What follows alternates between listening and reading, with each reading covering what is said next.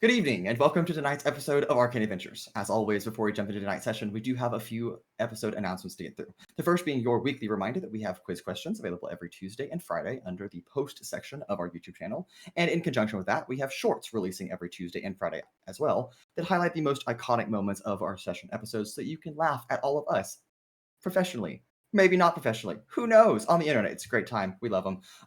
And the ones from this week are particularly funny, if I might add. But we do also have socials, so go check out our Instagram and TikTok. Those handles are down in the video description below and also in the intermission window that you'll see in the middle of our episode tonight. That all being said, though, is all of our session announcements, so we'll go ahead and jump into tonight's episode of Arcane Adventures.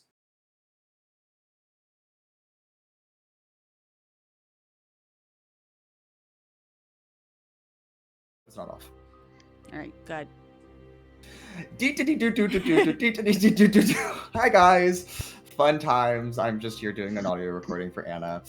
If you're tuning in, this is my another TikTok unboxing video. Today we're going to be talking about dice. By the way, I found a super awesome D20 of mine that I've actually thought that I lost and left back in my hometown about a year ago, and I found it like this week. It's huge. It's a very massive D20, and it's purple, which is my favorite color. So anyway, it rolls mediocre kind of. That's a 5 on the die, so I probably won't be using that one tonight. But again, tune in next week for another TikTok unboxing video when I come back with Mason's dice. Thanks. I hate that.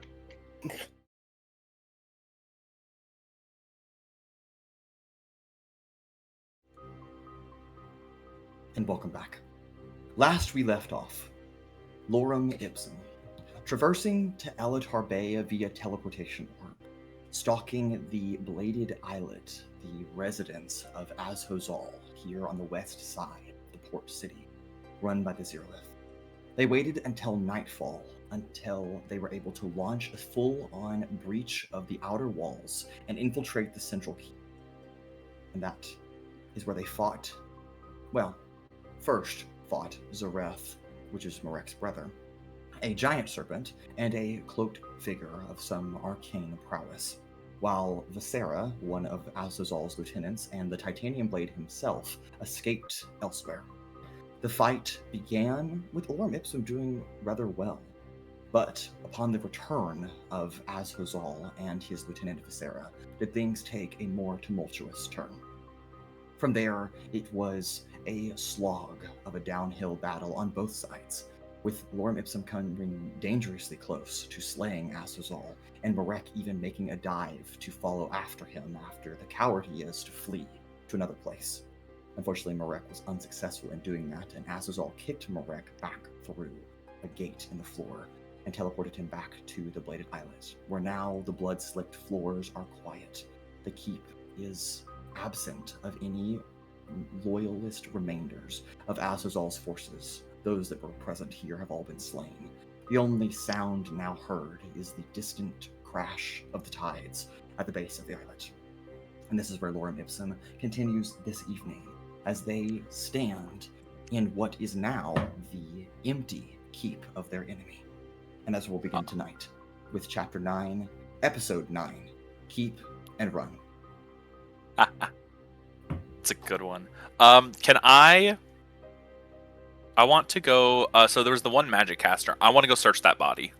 Great. Before you do that, Altrix, I need a wisdom saving throw from you, please. With disadvantage, if you don't mind.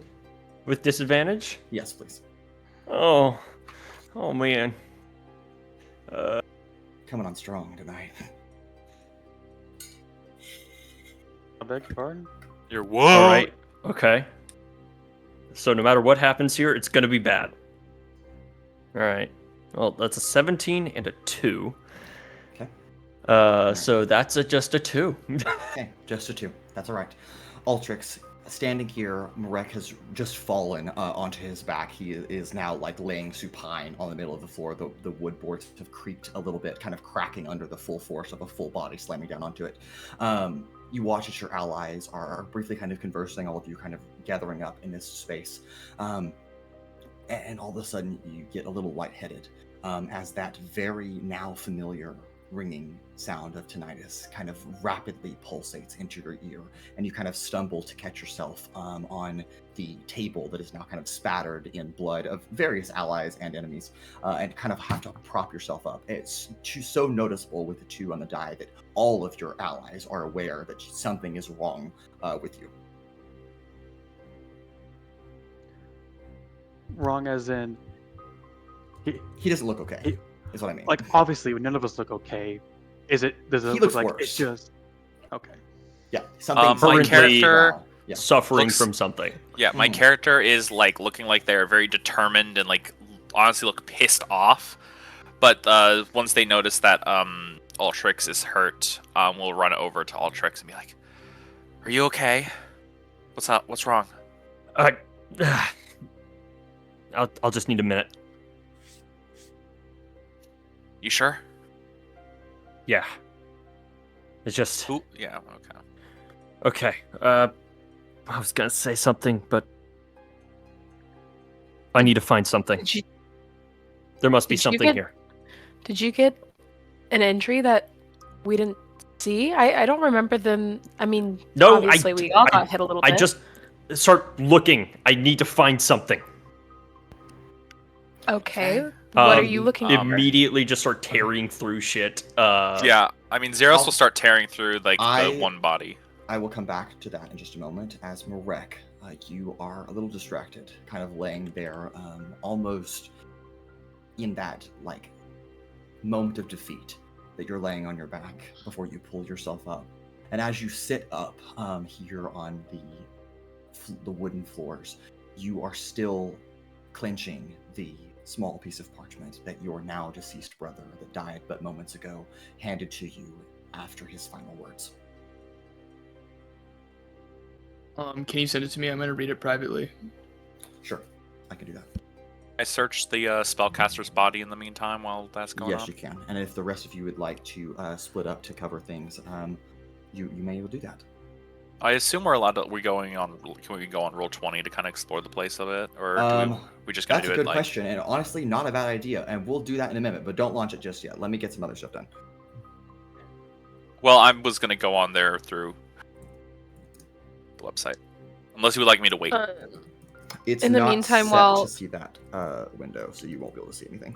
Okay, cool. Then I'll Well, just- everyone's going and doing their own things. I'm going to just slowly start approaching Marek, but carefully.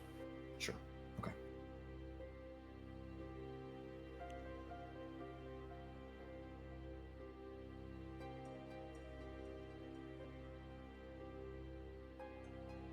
Kind of in his thoughts, so he's not really able to pay attention. He's trying to decipher what this letter means. Marek, if you are at all confused about anything that was sent, you may make any type of check you feel is necessary to try to discern more information. Yeah, I'm gonna do history. Okay. 12. 12. Considering that your brother quite literally said a person's name, but mere seconds ago, G likely stands for that. As for that, the other 2 words that follow after that, that is something with a 12 that you vaguely have heard of in passing, but do not understand what that is. Is it common? Would I be able to tell that? No, but I think with a 12, you have heard enough background information about your so-called allies that you're traveling with outside of Genevieve here that might be able to provide more information if you're curious. Okay. Okay. Just kind of look up around and see everybody kind of puzzling around and stuff like that. And I'll obviously see Genevieve kind of looking towards me. Or I guess approaching slowly, and I say, "Sorry, Jen. Couldn't do it. I couldn't." It was an impossible situation we're in. You couldn't have. Don't be so hard on yourself. Look, I don't have the words that you probably need to hear, but let's just do what we need to do and get back to where we need to be. Okay? Fine. Personal now. She's just gonna give him a light pat on the shoulder, and she's going to kind of make her way to Zareth's body, and I just want to do just kind of like a little investigation check, see if there's anything about him on him that would catch my eye. Sure. Okay. Zeiros, while you were going through the body, and Genevieve, unless you're looking for something in particular on Zareth's body, you don't need to roll. You'll just be able to find whatever you're looking for. But if there's something in particular you want to try to discern, that would require a check instead. So you can let me know. Same with me. Same with you, yes. I mean, I assume I can figure out what, like what the person looks like and other things like that. Yeah, you can. So I'll let Michelle, if you're looking for anything in particular, let me know. But if not, I'll just answer both of your questions kind of at the same time. I'll let Zeiros go first, because Okay. I'm gonna interact with Marek as I do this. Sure. Zeiros, as you kind of first start by pulling the cloak off of this cloaked figure, you realize that this individual is humanoid, technically by definition, though they have no face. Their face is just instead totally smooth. Interesting. Are they made of like skin and stuff like that? They do. Yes, the skin, the muscles. It feels like a human, and it should be a human. Just this person has no face. Interesting. I mean, I'm obviously gonna look for any like items, like magic items or stuff like Sure. that. And as you begin to go through this, you can take note of the following, or you guys can write them down as a party. That's up to you as well. But Zeiros, on this individual's body, you find 2 potions of greater healing, or potions of healing, greater is how it's listed in the website. 2 potions of healing, the regular ones. Okay. You find you take the cloak off their back and realize that it is some kind of magical cloak, of course. You also realize that on their head, underneath the hood, they had some kind of item that was kind of placed, almost like a crown or a circlet maybe, that is placed over that. And you can tell kind of innately that is just kind of magical. And then you also find 27 gold pieces on this person. Is that circlet pale in color? No. Ha That ha is not ha a good ha. question. Okay, so I will take obviously, of course, all of those thingies. I think the way it will be is to whenever you pick up stuff, you write down your own stuff, and then we can like group up together. And Yeah, we'll figure sort it things out later. Yeah, that's really Yeah. fine. I think because I wrote them all down for my stuff, and I'll just say they're in my inventory for now. Yeah, that's really fine. And then Genevieve, as we return to you and Marek going through Zareth's body, is there anything in particular either of you are looking for? She's gonna kind of just kind of squat down beside him, his body, and she's going to look towards Marek. I think it would be wise if you take an opportunity to maybe look and see if there's something that'd give you a little more insight of what you're looking for. I don't know what, but maybe something about your family. He just kind of saunters over there and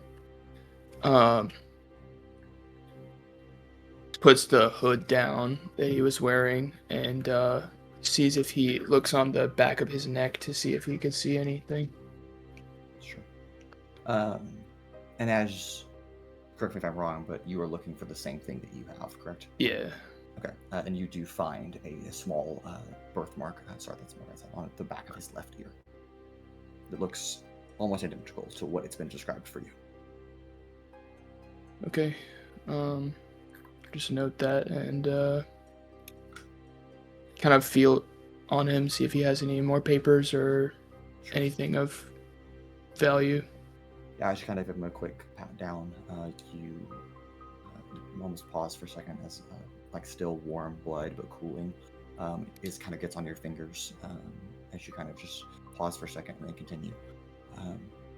You do not find any more documentation in regards to what I've sent you already and what you have on your person, but you do quickly recognize, and obviously he has a lot of things, a lot of magical armaments that he has to his disposal. So if those are of interest to you, then you certainly could do that too.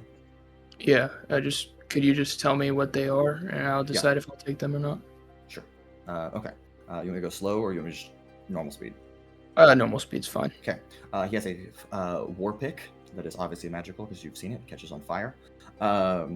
He has an adamantine scimitar, a greatsword that seems magical, a longsword that seems magical, a crossbow that seems magical, two potions of poison, two poisons that appear stronger, but you are unable to identify them just by looking at them, a potion of poison resistance, a potion that seems to, we'll just say an unknown potion, that'll be easier, a potion of superior healing on his person, two potions of greater healing on his person, 4 potions of regular healing, 1 immovable rod, 55 gold pieces, and a full plate of mithril armor.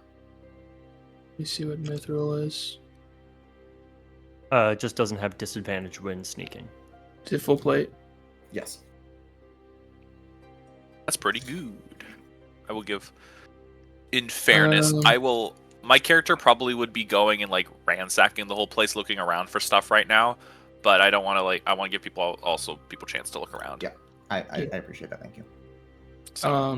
So I'll probably honestly just take all of it for now, and I'll discern it later. Sure. And obviously I'll make sure he's clothed and not leave him. And kind of honestly, the cloak that I have, I would probably... Actually, at this point, I would probably just try to take him and bury him outside. Okay.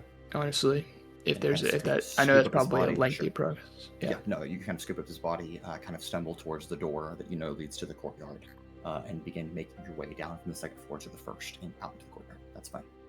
Cool. Okay. And then we will turn to Altrix for just a moment. Altrix, as you are searching, what are you searching for? Altrix will cast Detect Magic, and again, he's not exactly sure what he's looking for, but he's come to realize this is almost a sign that, to acquire item number 4 or whatever he's on now. Sure. And as you cast Detect Magic, a number of things within the room just kind of like lights, like starlight, begins to just illuminate as your companions, of course, and then all kinds of magical items on bodies and everything. But as you cast it, almost as a retaliation, you feel a different sensation that you have not felt. In addition to the ringing, this headache that's coming over you, this tension, you feel your spine begin to involuntarily arch backwards, to the point that you are unable to unextend your back. And there is a weird, not painful sensation, but this weird tingling that seems to be kind of creeping up your spine, like something's moving through your nervous system.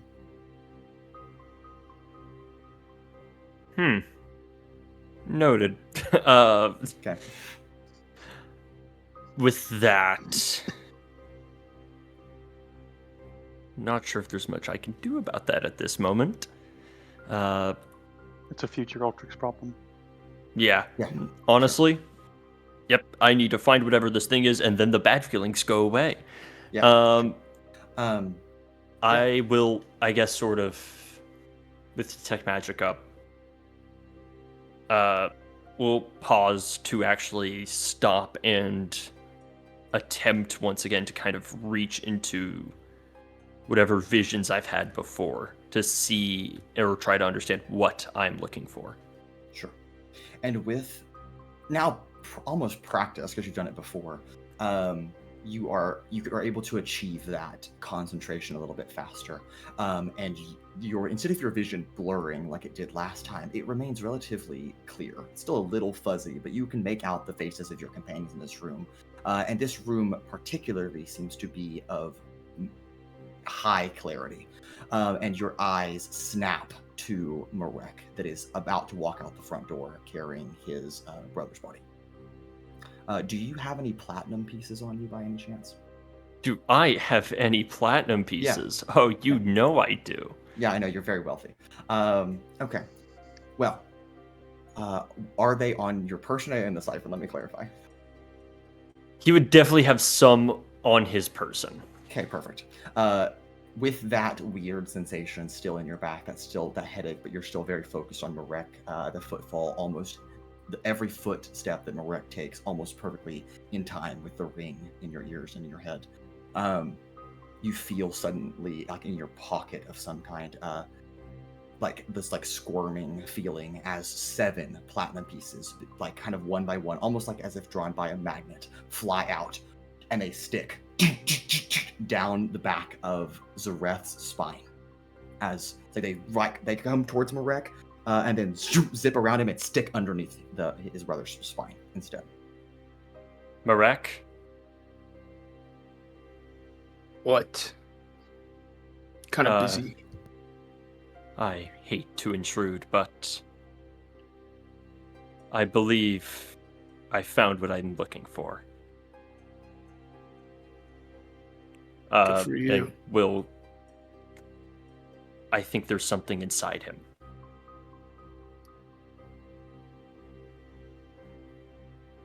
He kind of like stops. He didn't turn around to look at this time, but turns around. He goes, "What do you mean?"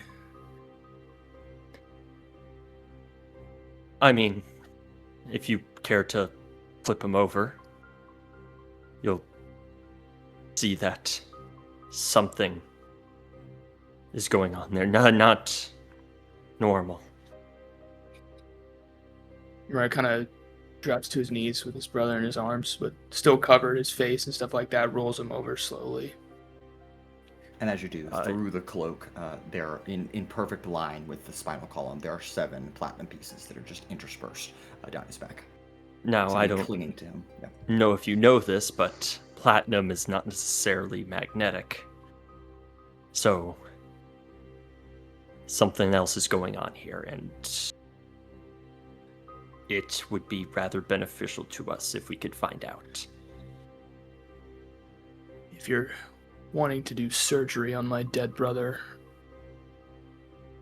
I will allow only you to do it away from everyone to keep decency intact. That's more than fair. He kind of picks up his brother and covers him back more and ushers Altrix outside to where potentially a burial site would be as well. Sure. And as the two of you make your way down into the courtyard, we will come back to the two of you in just a moment. Elsewhere in this chamber, before we kind of expand beyond this central, almost like war room or dining room, if we're going to call it that, there is, of course, the body of the large serpent that did whisper, "Hello, Sister Genevieve." That is just kind of there. It's very large, just kind of in the corner. And so that is the only thing that has not been, I suppose, looted is the word we're going to use in this moment. So if anybody would like to make any checks for that, and then beyond that, we'll expand from there. Can I use detect magic to see like what all the what is all pinging magic? Yes. Okay, so Reth's body's no longer in the room. So on the cloaked figure, that circlet and that cloak that you took are both magical. On the serpent themselves, there is no, there's nothing magical about that. Nothing magical. Is there, what about in the room itself? In this room in particularly, other than kind of what I told Vellmon at the prior start of the combat, where it seems to be enchanted with some kind of magical wards that seem to keep out scrying and stuff like that. Nothing else in this room is magical. Great. Zeiros is gonna go off to obviously I know other people might do stuff, but and we can do that first, obviously. But Zeiros is gonna start just sure going and finding and ransacking different rooms, looking for like magic items and other things like and that. I do have, And do you have a way specifically with for it? everyone else, So, yeah. especially Vellmon, you can basically just hear Zeiros basically muttering to themselves about that about like trying to find something to get to the titanium blade, and basically that like muttering that he took it type of thing. Like almost like Zero seems rather obsessed with looking around more than like what y'all would be used to.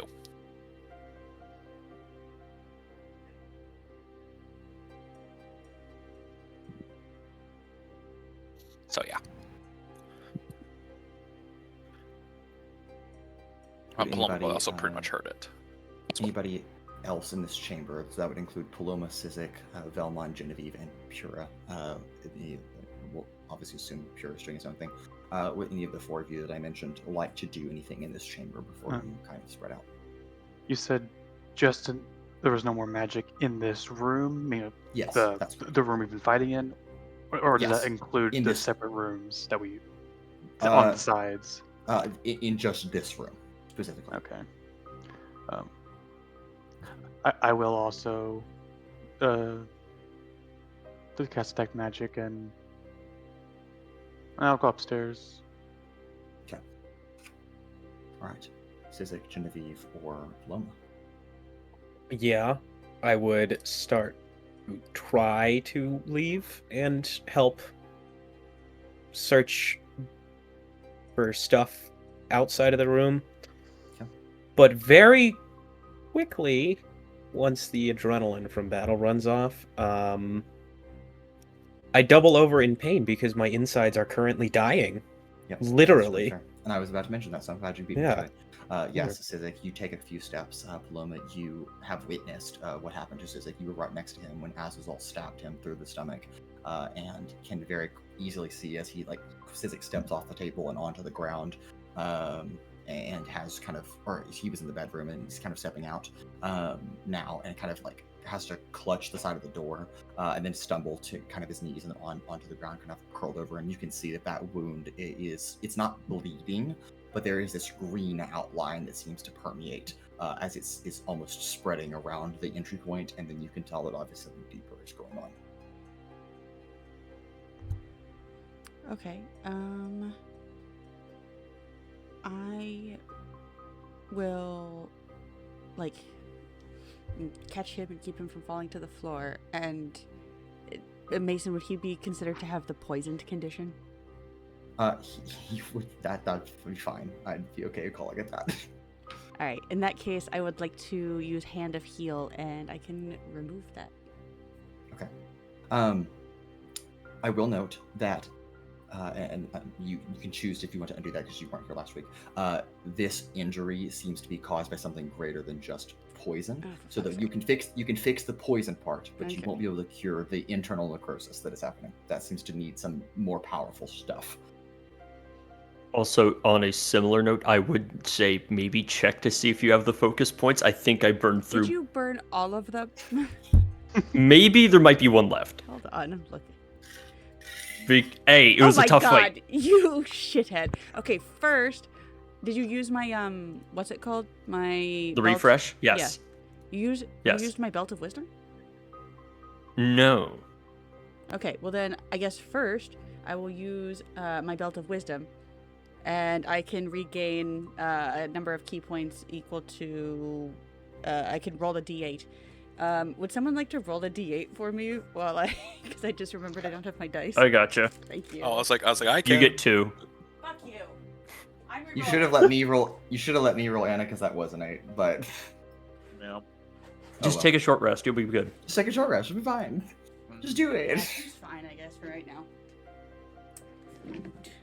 2's enough to take away the poison condition.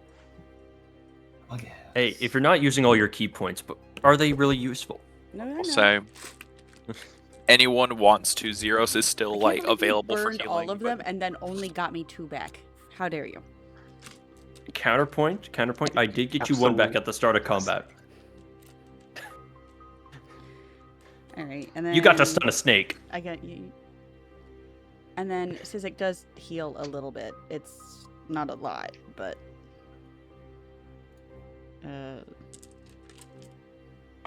Congratulations, A Sizik. hit You get point. 10 hit points.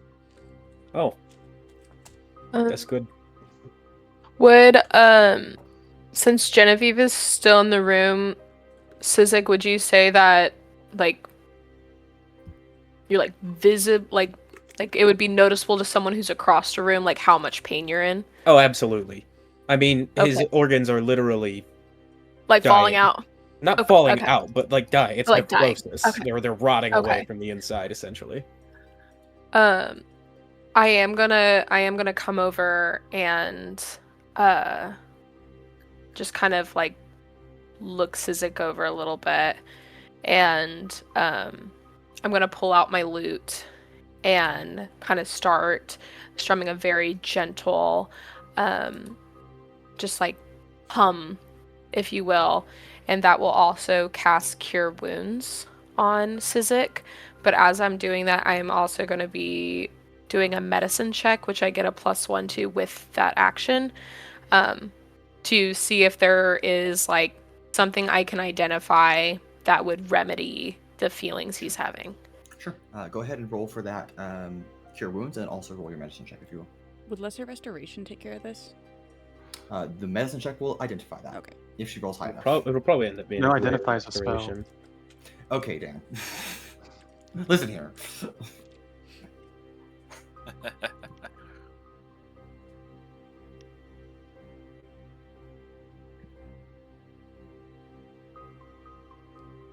Okay, Sizik, you heal another 7 points.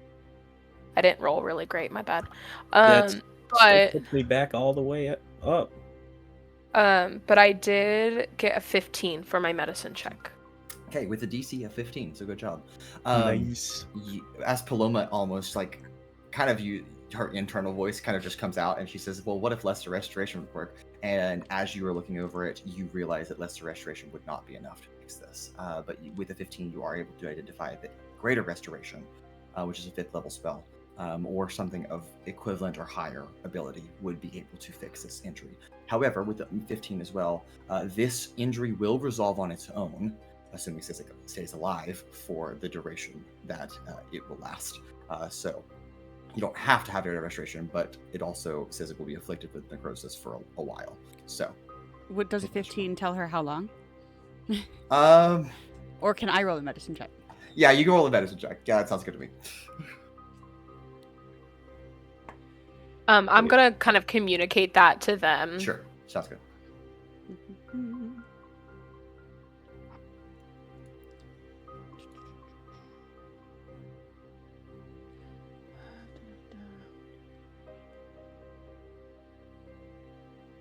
Okay. Okay. That is going to be a 22. 22, very nice. 10 days, so 1 week. Jesus. God damn. Just throw him in the siphon. He'll be fine. Yeah. that'll For Also, 10 just days? wait till the next. Just If you just stuff wait it. till I get a long rest, I can just Greater Restoration. Yeah. Sizik, Okay. like without even having to use like a lot of stuff. Okay.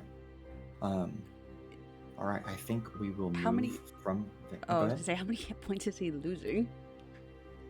He doesn't seem to be losing anything. It just Okay. seems to be impeding his ability to function as a normal individual Okay. and do actions.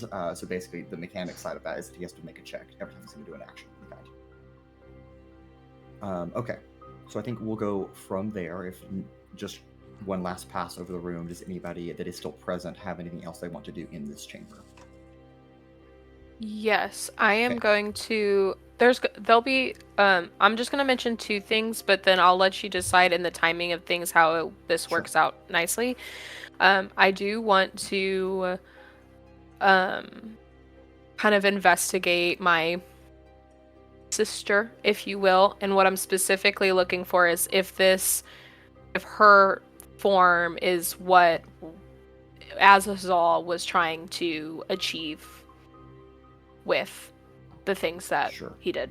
And then the second thing is that, and I'll do whatever I need to do to try for that. But the second thing is I will kind of search some of the adjacent rooms to see if I can identify something that is either like his bedchambers or his office?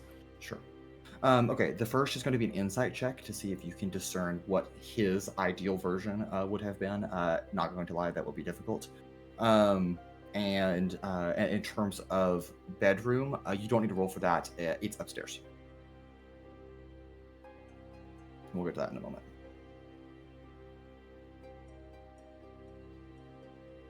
Yeah, I'm probably not going to discern shit. So that was a 6. Okay. You look over it and you think surely this is not the ideal form. But honestly, as screwed up as your father is, anything's possible. And we will move from here. I'm going to open Roll20, so you'll give me a second. And we will, not for combat purposes, but let you explore the keep. I will go ahead and let you all know what each room kind of represents, so that way you're not you're just asking like, what is this room? I'll just tell you that in advance. Okay, y'all are here to join. I think. I'm gonna ask this because I realized I didn't specify which room I was going to. Would I feel any like magic, like large magic, drawing me anywhere particular? You can make.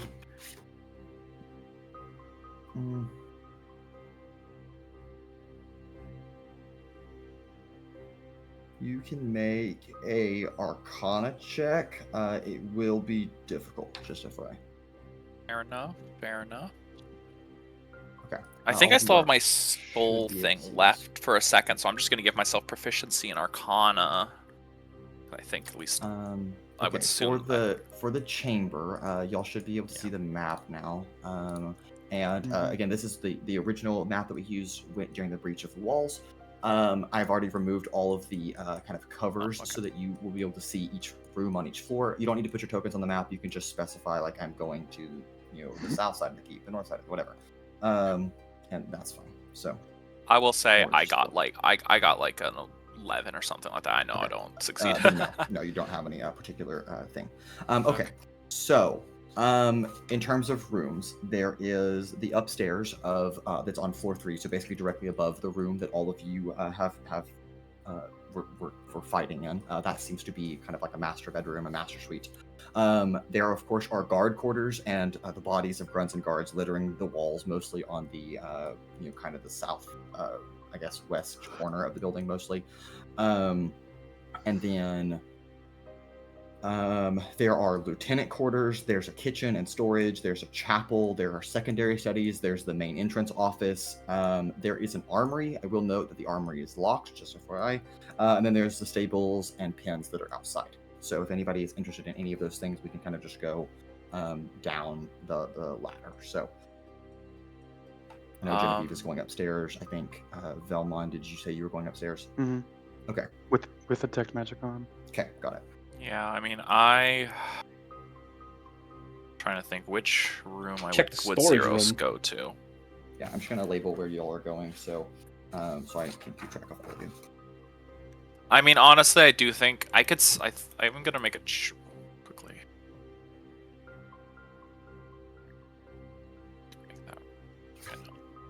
We'll do that then.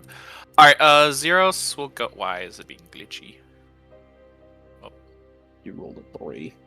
Yeah, no, I rolled a 3 on some. I was checking to see if Zeiros would be smart and go upstairs, like, logically. But I don't think Zeiros would be, so I think Zeiros is gonna just, like, search the rooms that are search the rooms that are adjacent in this area. Okay, so we'll start with some, like, secondary studies, basically. Yeah, just to see if there's anything. Guard quarters, okay. I also have detect magic up, so like if there's anything like magical, Zeiros would detect it. There we go. So right. Everybody else, again, feel free to claim rooms, and if a room goes unclaimed, then we'll come back and I'll ask you all again. But you guys are free to. Actually, yeah, I'll start here. I'll start here. The rooms on the map, by the way, do not correlate with what I have in my notes. So, Oh. So yeah, so I'm just listing out what is available, and then you can kind of figure out where that would most likely be. Okay. But Yeah, I don't. Okay, I was just gonna. I was just gonna go. Yeah, like right, like so I've got the Sizik doors that are going- literally like right next, just on this like Yeah, second you're good. floor area. Sizik's going to kitchen/storage. Anybody else? I know Marek and Altrix are outside, so I will come back to them in a moment. I'll go with Sizik. Okay, Sizik and Paloma. Okay, and I think that is everybody. Okay. All right, so we'll start with upstairs. Genevieve, and you kind of follow the footfalls of Vellmon as he climbs the stairs to kind of wind around, kind of up the staircase into the upstairs rooms.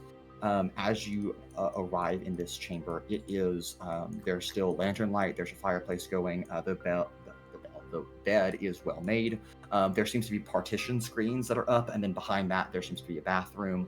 And then you notice that there is a study in here. There's a couple of chests. There's a writing desk. And so as kind of all of you, the two of you kind of get up into this space and are able to kind of look out. I will let the two of you specify what you're looking for, if anything. Does anything ping as magical up here?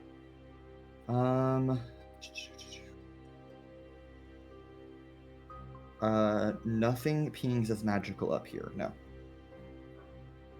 Well, Cheapskate. no, that's not true. Because that is magical. Okay, so there are two small vials that are potions that seem to be kind of sitting inside the chest by the fireplace that is pinging as magical.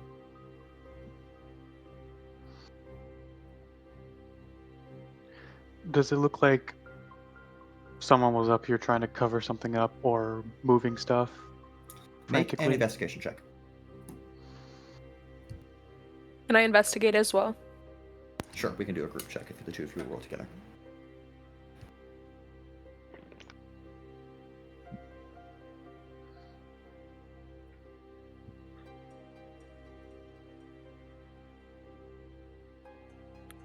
I'm ready whenever. All right, go ahead.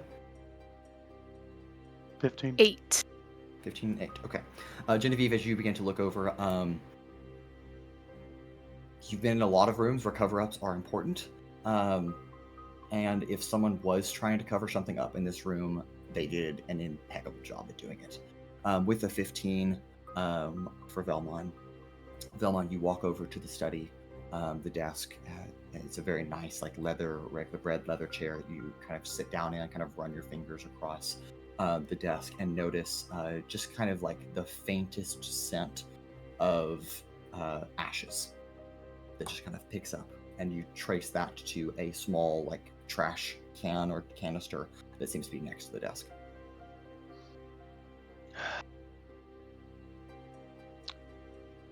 I reach my hand in and let me guess I pull out ash. You pull out some ashes, and you pull out some like remnants of pieces of parchment. But if you are going to try at all to discern or recover this, it will be another investigation check, and it will not be easy.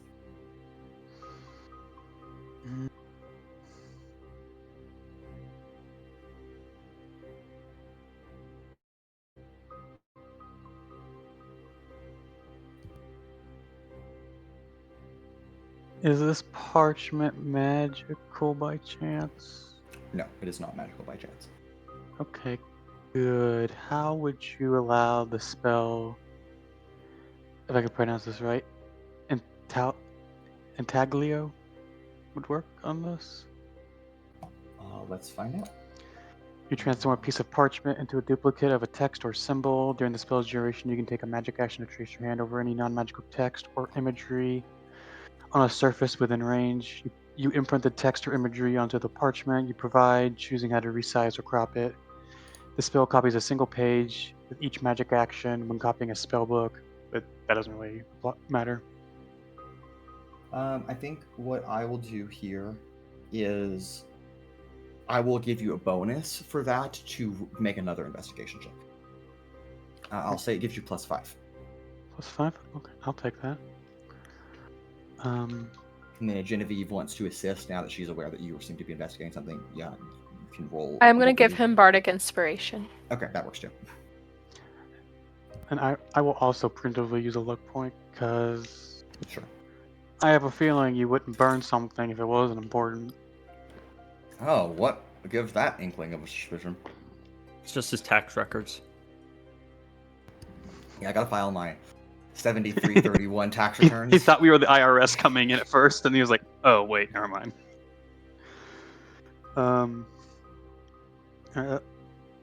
What's your bargain inspiration? A D6 or a D8? D8. D8. Okay. Okay, that is a 28. 28. Okay. With a DC of 15 to maximally recover, you begin to kind of like pull out little pieces, things of parchments that you can make out only a few words on, and have to kind of infer as best as possible. But yet, with Genevieve's assistance, with this spell that you're casting, you are able to discern some what appear to be maybe contracts that Azazel seemed to have burned before he left. Now, with that investigation check, obviously he probably has additional records, so he probably didn't need them. You're not sure why he wouldn't have taken them with him, but it seems that they were freshly burned at that. With that, with a 28, you identify, we'll say, 6 different, we'll say 6 different sets of contract instructions that you seem to be able to go through. Do you want me to tell you those now, or do you want me to hold those for a little bit? Could you just post them? They're not on a document. I'm sorry. What the fuck? Sorry. Give me a second.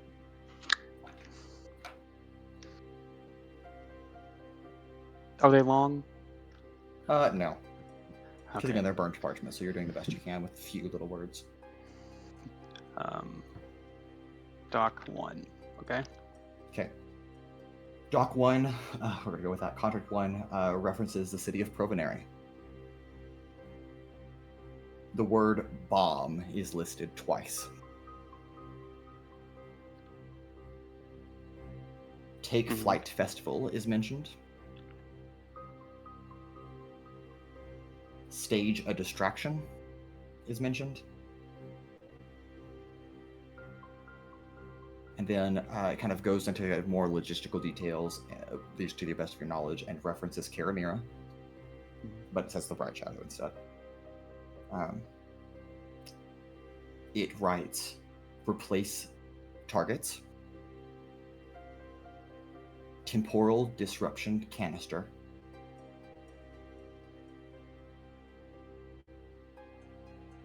and supplies secured.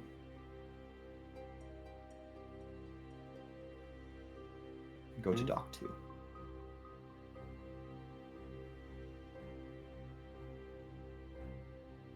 As you kind of put that aside, kind of taking note of that, the second document is a little lengthier in terms of its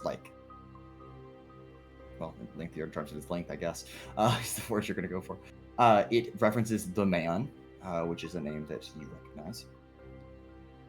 And it specifically references an infiltration to Claremorth University. It's dated quite recently. And it mentions the amount that Azazel and his team was paid, and it's 250,000 gold pieces. How do you spell Claremorth University? Klermorth. Claremorth. Paid 250,000 gold pieces, you said? Yes. To route particular documents and items through various channels as to disguise their ability to be tracked and route them to the man.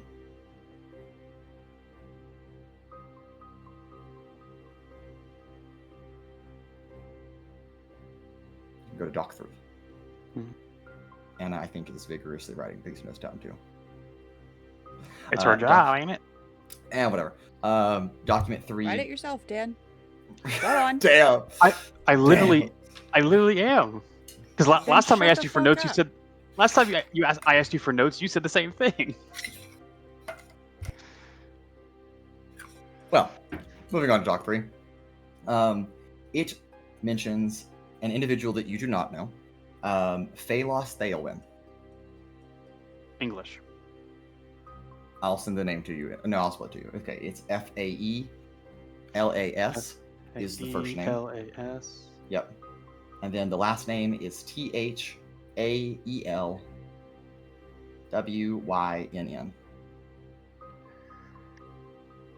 Why does that sound familiar, though? It does sound familiar. It is. Yeah, it is familiar. It also mentions Hestara. And detonation. And what you can presume to be a location titled Leviathan's Rest. Oh, I love that. Yeah. And you can move on to Dock 4. Actually, now that I think about it, it's not familiar to you, Dan. No, Yeah, but it shouldn't be familiar. No, it, Well, it definitely sounds there familiar. is maybe a recap from a maybe episode that occurred that is available to all of you to read. Anyway, Maybe. moving on to document. Oh, I 4. figured out what it. Can you say yeah. the name again just one more time, just so we Yeah, all know? Phalos Theowin. Yeah, Phalos Yeah, Theowin. Crazy. you know, Moving on to document 4. Doc 4 mentions of the Vicari, and the next 3 words are very specific and very personal to you as you read eliminate divine usurpers.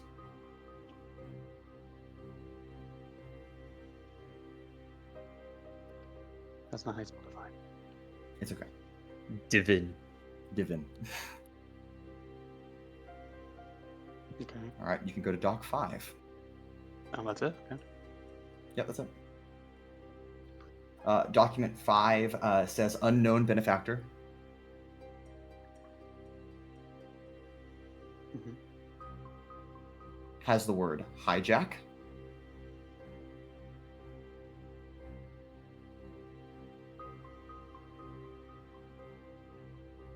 Also has the words airship. Mentions pickle pines. And ends with subcontracted. The Blue Moon Group. All right, and then document 6. Let me know when you're ready. Hmm? Okay. It mentions Akadon. Mhm. Mentions the name Daikia Rowanwin. Says follow the trail and acquire the tech. It is endorsed by a signature of an individual named Quinny. And that Is it spelled how I think it's spelled? QWINNI. Nope. Anna, don't give me that look. Man, I thought it was QWINNI. I thought it was gonna be simple. No, you should know better than that now. Okay, and that is all you get from that digging. Just wanted to ask the Leviathan's Rest thing. It just says the location. It doesn't say like an approximate or like. No. Okay. Yeah, just mentions that, which you assume to be a location. All right, Genevieve. While Vellmon is focusing on that, you can make one more investigation check in this chamber if you're looking for anything else.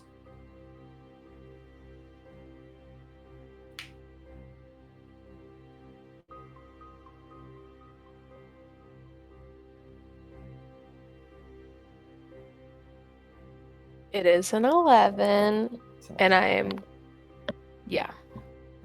Kind of with Vellmon's advice, following the trail of magic, he points to the chest by the fireplace, which you open and find 2 potions of invisibility. And with that, the 2 of you can conclude your search in this space. Wait. No, you can go. You can keep talking, but. Oh, okay. I want to use, just for shits and gigs, my Echo Stone of the Astral Sea,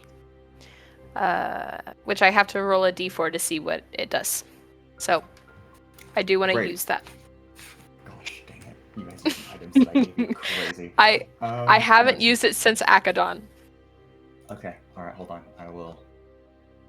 I'm gonna go ahead and roll. It says it, right? It says it on the item what it does. Yeah. Okay, great. Perfect. Yeah, it probably it's nothing crazy.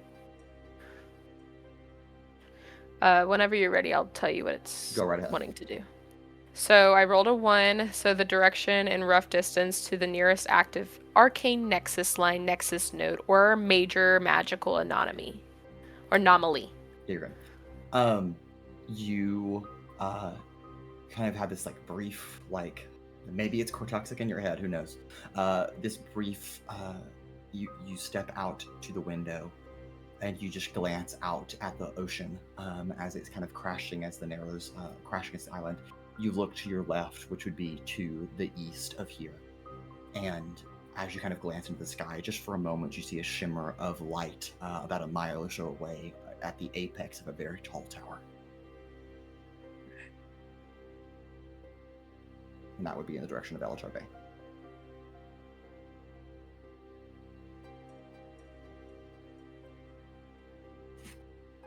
Okay. I think we'll move from Vellmon and Genevieve here to Zeiros. Zeiros, There's nothing else important in that room. I did not say that. Just the two of you have rolled kind of your checks. So if somebody else comes back to canvas this later, they can try again. But for the two of you, that is all you have been able to find. Yes. Okay, Zeiros, we move to you as you kind of barge into the lieutenant quarters, basically. Yep. And this area here. If you are you looking in anything in particular? Well, I have detect magic up. Does anything ping? Yes. There is a rapier that seems to be pinging in one of the closets. There is a cloak that is pinging. And there are 2 potions that seem to be pinging as well. Okay, I will pick up I will pick them all up. So, a rapier, another cloak, 2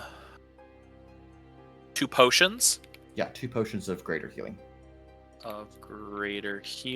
And then that's it, right? The cloak, rapier, and then the 2 Yes, potions. that is all that is magical in this space. Cool. I will like kind of open up like all the drawers and other things like that to look through things. Sure. And as you do that, you find in mixed coins, so you can just say it's the equivalent of gold. I'm not going to hold that against you. 450 gold pieces in mixed coins. So you can just add 450 gold pieces to your inventory. Cool. You also find a set of fine clothes that is worth 75 gold pieces, if you're interested in taking that. Are they not, like, what do they look like, I guess? What do you see when you open and look at nice clothes? Well, I guess I was thinking, because, like, well, I don't know who the lieutenant is the thing. You are currently looking in Viserra's room, presumably. Visera. Okay, so it would be like... Because that was the woman who he was with, right? Yeah, so either A, it's going to be like a nice, like, suit. It could be a suit or a dress or something like that, right? That's what I would assume would be the fine clothes. Sure. I'll say it's a nice suit. Okay, nice suit. Why not take it? I mean... Sure. Okay. And you were kind of saying you're kind of going back and forth between the 2 rooms, but in what presumably is the rest's room, since that one was Sarah's, you don't find anything else of value to you in this chamber, but you do see a small, picture frame sitting on a nightstand. It has cracked glass across of it. It is not magical by any means, but it has a portrait of 3 young children and a mother.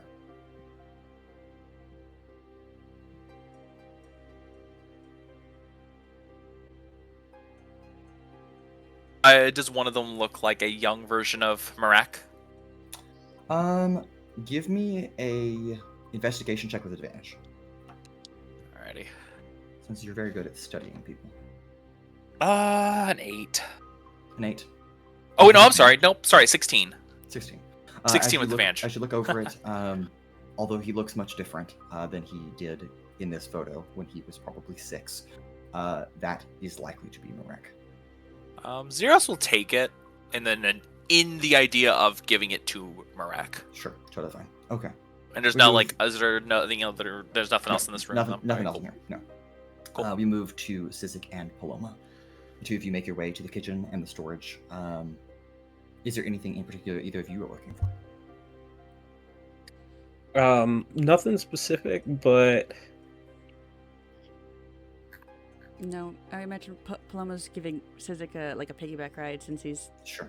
injured, and he's Okay. just like pointing and directing her where to go. Because I don't know what we're looking for. Sure. for anything really. Sure. Okay, well, as the two of you enter the kitchen/storage area, kind of I guess it could be called a wine cellar, it could be called a pantry, whatever you want to call it. You find 8 casks of aged wine. They're very large, but We can't let Pura know that you're here. I was about to Yeah, say, don't- oh no. don't tell yes. Pura. Don't tell Pura.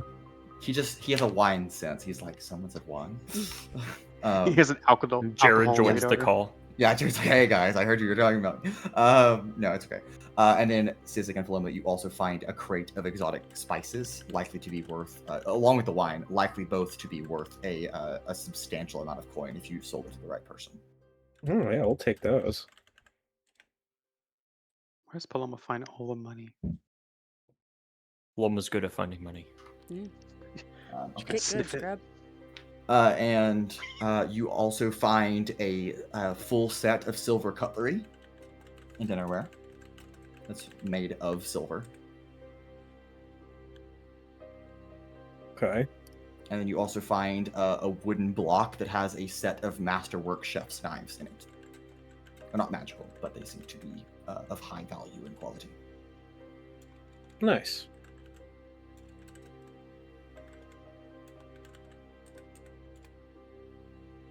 And that is all for the kitchen store.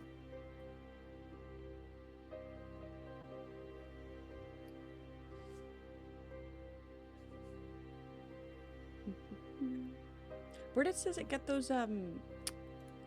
Sizik got nice spices at some place, didn't he? Yes, Yeah. I believe it was in hydroxyl vexin, if I'm not mistaken. Okay. Yeah, I found it. Bummer. Bummer. Well, I was kind of hoping it was in Provenary.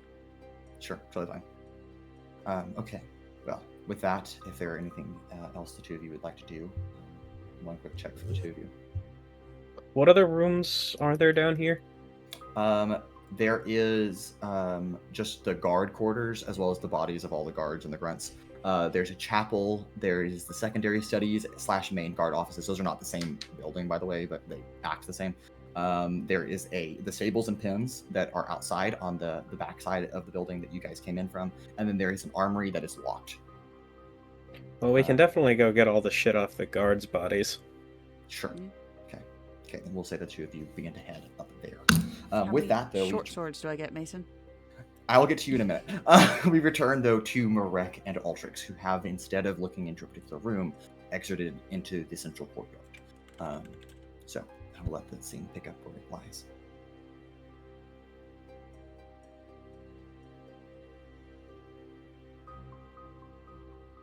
All right. But give me a moment. I'll try to do this as delicately as possible. Though, do know this is not exactly my forte.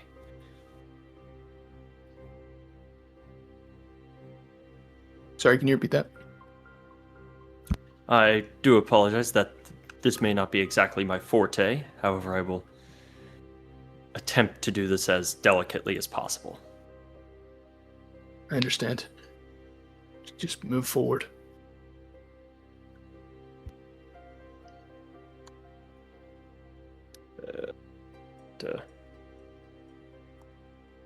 Is Urek still carrying the body of his brother?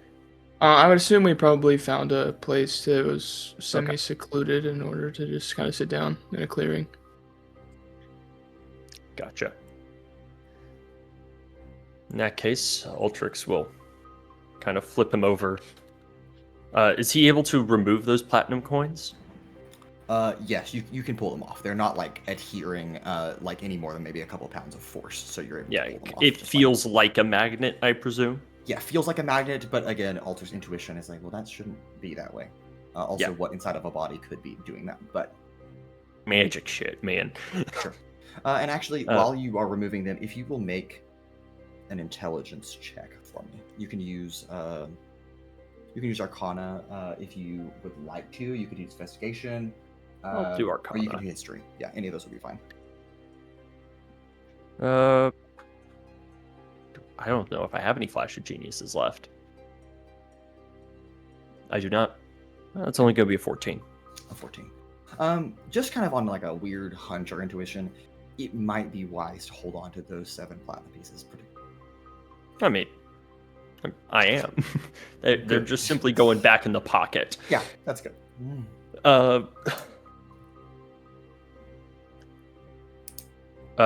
From Detect Magic, am I getting anything from him? Nothing other than the stuff that Marek has taken off of his brother's body. Nothing Okay. else on his brother seems to be magical innately.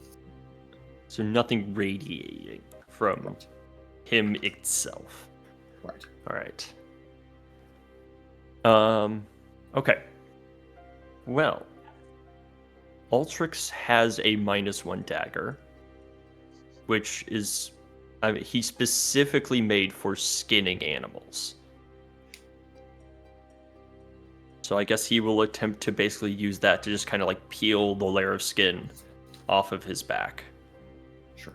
And do you want to just do the skin, or are you looking for particular muscular or... Well, I'm starting with the skin. Sure. Okay, as you begin to kind of slowly, almost like you are filleting, just kind of begin to peel the skin off of Zareth's back. Marek, how are you responding in this moment? Kind of, as you understand, there's a difference between fighting in combat and the death associated with that, and mutilation. Are you asking what my differentiation is from that? I'm asking how you feel about it. Right now, you can't really discern too much. There's a lot of emotion that you will probably see on Marek in the last several, I guess probably only a couple minutes since this happened, than you've seen in your entire journey along thus far with him. He's pretty emotionless most of the time, and now he's not hiding it, but nothing different from the initial drop back into the room to now. All right. Just kind of Altrix, sitting there. If you, as you are kind of taking the skin off, if you will make another wisdom saving throw, please. At disadvantage. God.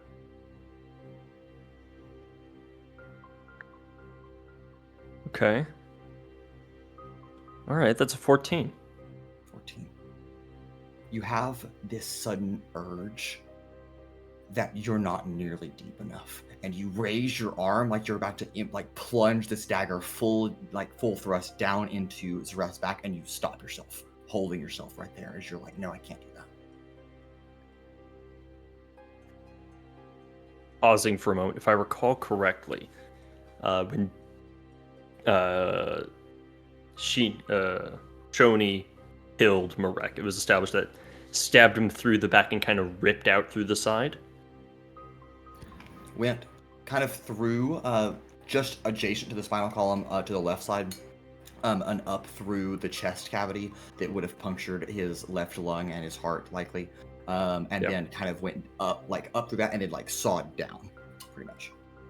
Gotcha. I guess kind of stepping back, I'll try to maybe go in through that, like the already made opening, see if that, because again, that kind of goes through him, see if that gets me the depth needed. Sure. And as you do that, you place your, this is made of bone, correct? Yes. Okay. As you take your bone -1 dagger and press down, with a giant wound in someone's back all the way through to their chest, it is easily to go several inches in, and you find yourself about in line with where the ribs attach to the thoracic spine, and that feels about right, the right depth. Okay. So whatever's there is what I'm looking for. Okay. And if you will, make an investigation check for me. Investigation.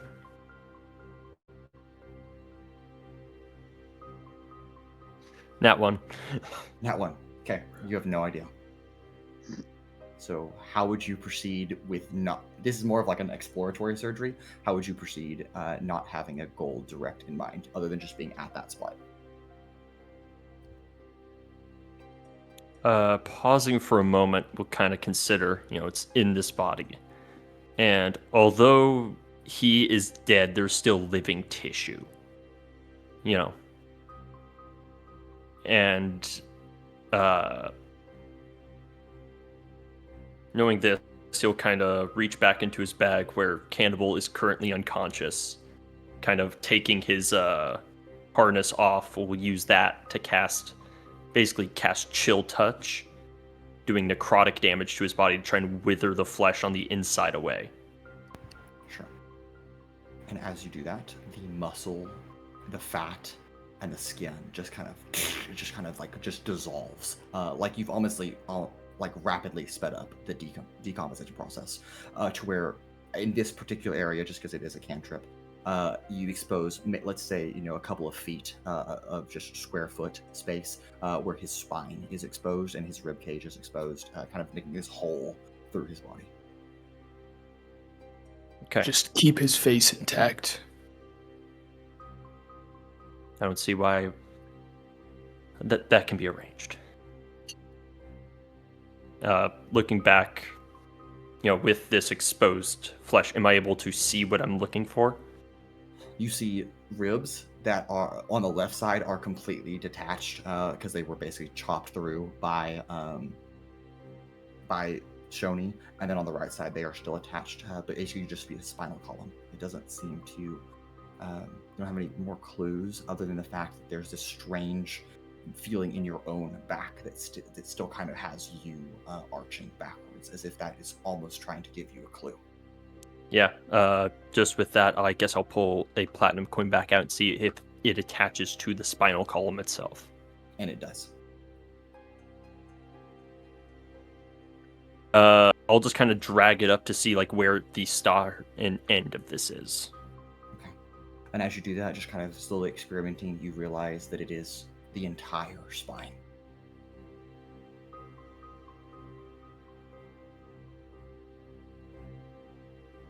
Kind of pausing for a moment. Again, trying to... technically, the neck and the flesh there is still holding his head in place. Correct. And therefore, that's... don't need a spine for that. And I guess I'll just try to sever the spine at the bottom, then try to reach up and sever it at the top to pull it out. Sure. Going kind of gently, it takes a little bit of force and a little bit of work, but you kind of pop the ribs out of socket and slowly pull the coccyx, then the sacrum, then the lumbar spine, then the thoracics, all the way up to the cervical cord, and you find a good spot where it feels just right, where the platinum pieces stop attaching, right at the base of the skull, and you sever the spine, pulling Zareth's spinal column out entirely. And suddenly, as you are holding that spinal column in your hand, the ringing stops and your back tingling disappears. As soon as that happens, I will immediately send the spine into the siphon. Okay. Storing that away, and quickly begin just kind of wrapping the corpse with any pieces of cloth that are nearby, so what I have done doesn't need to remain visible. Sure. Okay. And with that, Marek, as you've kind of been watching over Altrix, realizing that he seems to be wrapping up his surgical procedure, if we're going to call it that, you are free to bury your brother. Free to what? You are free to bury your brother. Okay, yeah. If you wouldn't mind leaving us for a moment. Thank you for allowing me to do this. I'll leave you to it. Okay. Now, head in. Marek, you are left for a moment of solitude outside. Again, it is peaceful, despite the fact that you know what has happened within this keep. He kind of just... I would assume, looking at the Roll20 map, that they're kind of around this little area. I don't know if you see in the bottom right. Sure, they can be there. You can be there. It's fine. We just kind of breathe in, stand up and look around a bit, and start digging. And I don't know what with. Probably hands first, and then presumably. If you want to find a shovel, there's a shovel nearby. Okay. Oh yeah, probably right here actually. Yeah. Yeah, that's right. Probably just start digging, and then he picks up his brother's body and he kind of looks down at Zareth and lowers him in, slowly putting dirt back on. Finds some rocks and looks down at her and just says, "I'll find her. I have to." He tries to make his way back to the group. Okay. You bury your brother. A man of few words, but sometimes a few words is all you need. And you lay your brother to rest and say your goodbyes and return to the group. And with that, I return to all of you, Lorem Ipsum, as you may now claim any spaces that have not been touched so far. You may also return to places that other people have gone if you believe that there is further investigation to be done. You yourselves cannot return to multiple locations, just for the mechanics of not allowing you to roll multiple thousands of times. Someone should go to the master bedroom. Sure. But Sizik and Paloma, the two of you have already said that you're headed up to kind of the wall and the guard quarters, so I'll kind of do those two separately. But that does leave the chapel, the secondary studies, the main office, and the locked armory, as well as the stables and the pens. I'll go to the chapel. Okay. All right, so yours to the chapel. Either that or the armor. Did I pass by the armory on the way there? You were in... I was in the second floor, tower area. You do not pass by the armory, no. Okay, no, I guess I'll just go to the chapel then, because I think that makes the most sense for my character to wander. Right. We've got Sizik and Paloma. That leaves the rest of you, if you'd like to claim spots.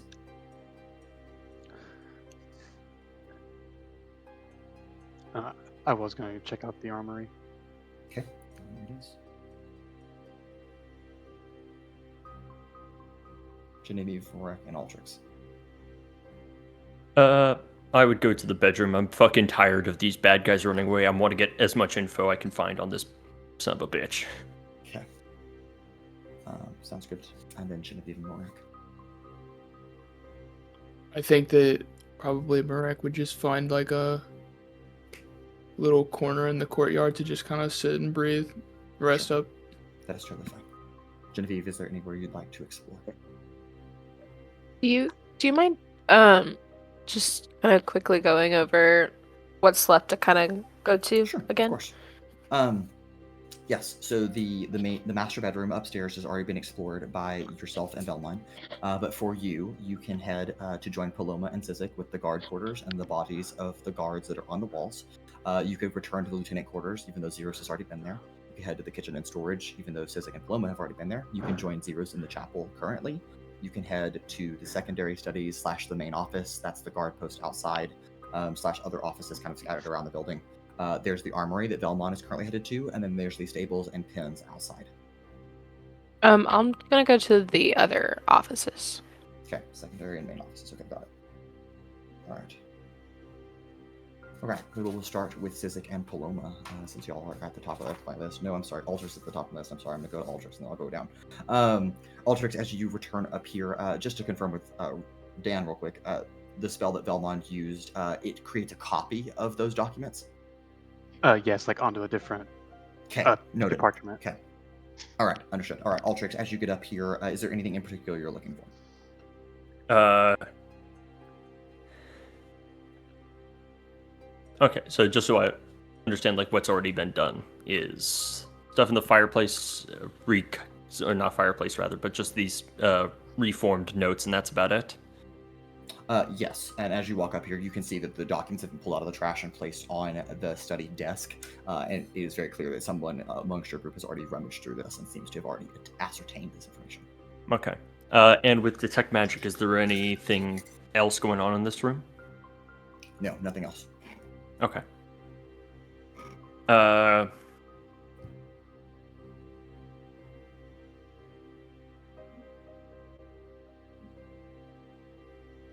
Is there a bookshelf? There is a bookshelf, yes. I want to know what this guy's been reading. Sure. More specific, if there's any whatever novels, then it's whatever. But any technical documents, is this guy researching anything? Sure. As you look over it, go ahead and just roll a d20 for me. that we're going to see if Azazal would have thought to burn those in advance. 13. 13. Okay, we're going to say he did not. As you kind of find one singular book, it seems to be a lot of novels, a lot of like very, very like masochistic, like very almost satanic. There's like this weird borderline where you're like, this dude's reading some dark stuff. But as you kind of push those aside, you're like, okay, you make judgment calls on anybody's personality. You find one particular tome that seems to be more scientific instead of more just novels. And it seems to be discussing a very particular aspect of genetic research. And that specific aspect is? It refers to, the book is titled Serpentine Culture, the Superior Genetic Code. Who's the author? The author is not named. Bro had the gall to write a racist book, but then not put his name on it. Sure. Oh, that shit. At least... I mean, at least Hitler put his name on the book, like, damn. Sure. I will note that as you begin to read this tome, it is not in the same handwriting as the documents on the table, so you can probably rule I figured it's not him, but it's just like, hey, sure, there's another fucking serpentine supremacist out there. Yeah, they're all, a lot of them are supremacists. We could hunt him down. Maybe he got it assigned or something, Don't worry, I cite my sources. His sources. Trust me, bro. Yes, and so as you kind of just thumb through this, you're not as keenly aware as maybe other members of your party as to the true relationship of Genevieve and her father. That's a strong word to use, but her birthing parent, or I guess her I don't know how you would. Anyway, whatever. You get the point. And it's not good. But as you kind of look over this, it doesn't seem to be mentioning anything that you probably couldn't have already assumed, but more highlights the specificity of these serpentine beliefs that in order to be successful in serpentine culture, you have to leave an heir that is genetically perfect. And the word genetics to you is a bit unfamiliar because that is not a widely understood topic in Aletheia, but the kind of back-end, more knowledgeable institutions have brought it up in conversation, that there is something about life that makes life, and trying to understand what that is, something smaller than just magical essence.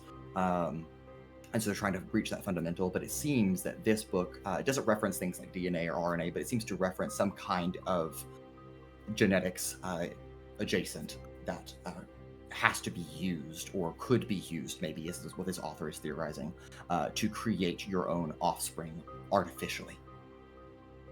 Gotcha. Well, noted. Guess I'll just pocket that book for now. Sure. And as you are standing here, go ahead and let's see what your passive perception is. It's 10. Go ahead and give me a either. You can either make an investigation or perception check. I will not. I do not care which one you do. But neither of your passives is high enough. Mod 20. Mod 20. Okay. So that book was kind of on like the top shelf, kind of laying on its side. As you kind of are like, you kind of pocket the book, you step back towards like the balcony door, and you're kind of like looking at, you're about to pocket the book, you're about to turn and leave and give up on this room, when you spot that the second shelf from the bottom, there is a single book that has no dust sitting in front of it compared to the books on either side, and that strikes you as odd. Secret door? Have I? I know when I see it. Immediately grabbing, like, not even attempt to pull it out of the case, immediately going for the secret door, pull and just lever it. Sure. And as you do that, the bookcase, you hear kind of an unhitching, and then the bookcase kind of, you are able to push the bookcase through the wall here, right by the door. It's right here, and are able to push that through and step into this more secretive chamber. Of course. we'll step in. Aside from chest, do I know anything of note on like the table or anything? Yes, the candle is not lit, as the picture shows. It is it's snuffed out. There are various vials. They do not seem to be potions. They seem to be some kind of experiment. You can investigate further if you'd like to, but that is just kind of your first glance. Doesn't seem that anything innately magical, though, is happening in this particular chamber. They don't seem to be magical vials. And then, of course, there is a large chest right there, too. Detect magic pinging anything on that chest? It is not. Okay.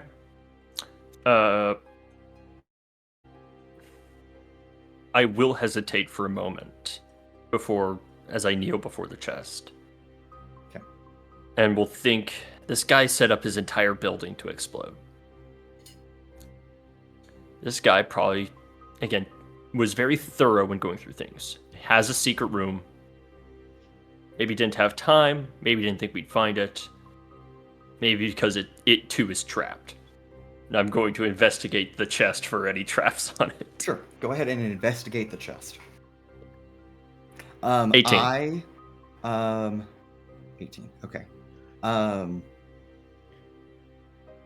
Let's see how I want to say this.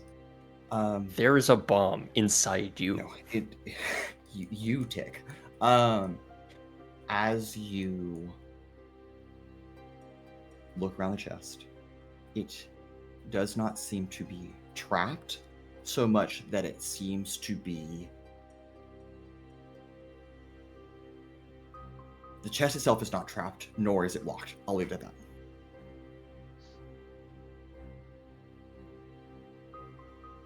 It's not locked. It's not trapped. Could just be a box. The mimic. Just a box. It's just a mimic, yeah. It's a pet mimic. It's a pet mimic. It's Mimico.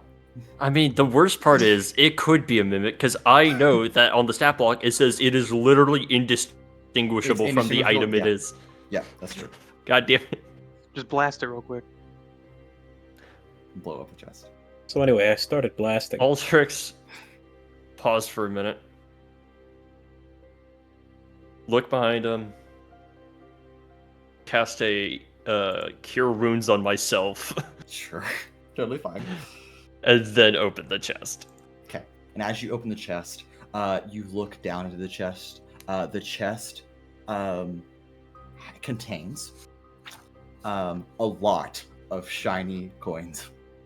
There are, just to save you the time of counting, there are 4,600 gold pieces in this chest. 4,600? Yeah, 4,600 gold pieces and 500 platinum pieces. Okay. Hold on, let me just write that down. I'm rich, I'm wealthy, I'm rich. So you should have, hold on, inventory. I'm gonna put this in equipment for now. I'm chest containing fuck ton of money. Call Paloma over to put it in a bag of holding. Yeah. Okay, so 4,600 GP and 500 platinum. Yes. You just see, you'll never see it 4,600 gold again. pieces, 500 platinum pieces. I will send the entire chest into the siphon. You cannot. You can take the money. I'll let you just like use the siphon as a vacuum and just like suck the money up. Yep, That's fine. basically. But the chest does not seem to budge as you try to move it off the floor. It seems to be mounted to the floor. I will begin looting the shit out of that chest. Sure. And as you do that, go ahead and give me an investigation check. And because you have detect magic up, you may do it at advantage. Okay. I will admit that the DC is incredibly high, and I'm not going to address the roll of your number until after I come back. I'm aware. So just have the number in your head, and then I'm going to go pan to another. I can't wait to get killed by the 1,000 of mimics that are the coins. Yeah, all the coins. Yeah. But we will pan. Paloma just left, so we're going to pan instead to Zeiros in the chapel, and we'll come back to Sizik and Paloma in a moment. Zeiros, as you step into this chapel space. As with any cathedral, it is well decorated. It's adorned. There are pews. There's a statue. There seems to be like a pulpit with books open of holy tomes of some kind. There seems to be a place where there is like holy water that would be kept, although the water is empty, unfortunately, at the moment. And there is, braziers that would be able to contain incense of some kind. So a very, very well adorned chapel. Is there anything that's pinging magic right away? Yes, there is. As you approach the pulpit, the main stage, there is a staff that is pinging magical. It particularly, it kind of rises up off the floor and then kind of turns around as it wraps around the top of the staff and reaches a cobra's head at the top.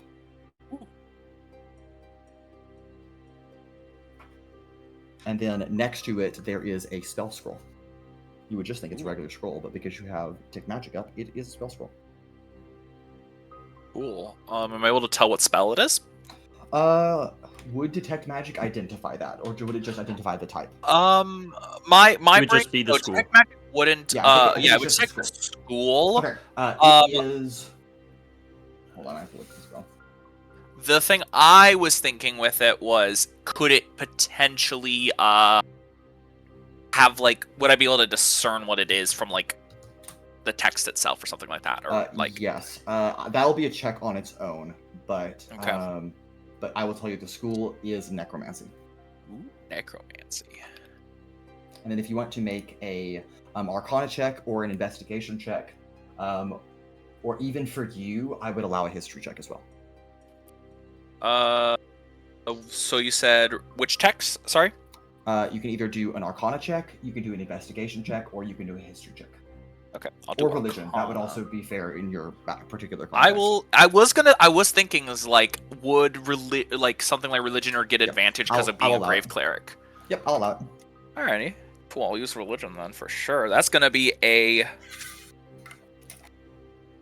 What's the plus actually? I gotta put the numbers together real quickly because I rolled a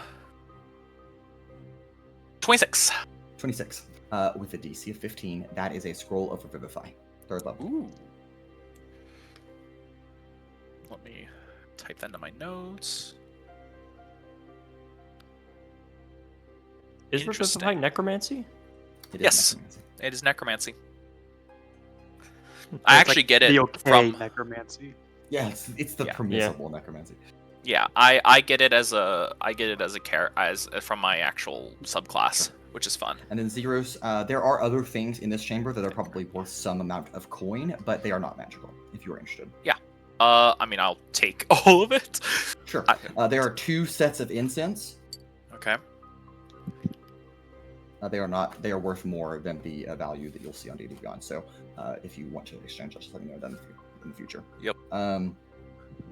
There is a holy symbol of a titanium serpent. It seems to be some kind of depiction of Azazel, but as if he was a deity. You almost kind of scoff at it as you look at it. You're like, okay, whatever, dude. It does not seem to be magical, though, but it does seem to be made of like very precious metals. And then, of course, there is the statue in the back of the room that is a depiction of a titanium serpent, and it is life-size.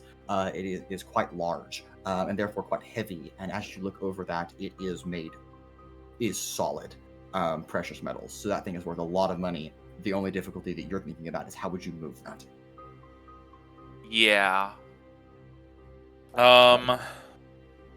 Looking at it, how the hell would you move that other than just because I guarantee it's pretty heavy, right? Yeah. Yes, Yeah. I don't got a way to move that. Sure. I'll keep it in mind. So in the chapel, is there any like side rooms or anything like that? There is not. It is one core room, and then there is a door that leads out to the courtyard. Door that leads out to the courtyard. Gotcha.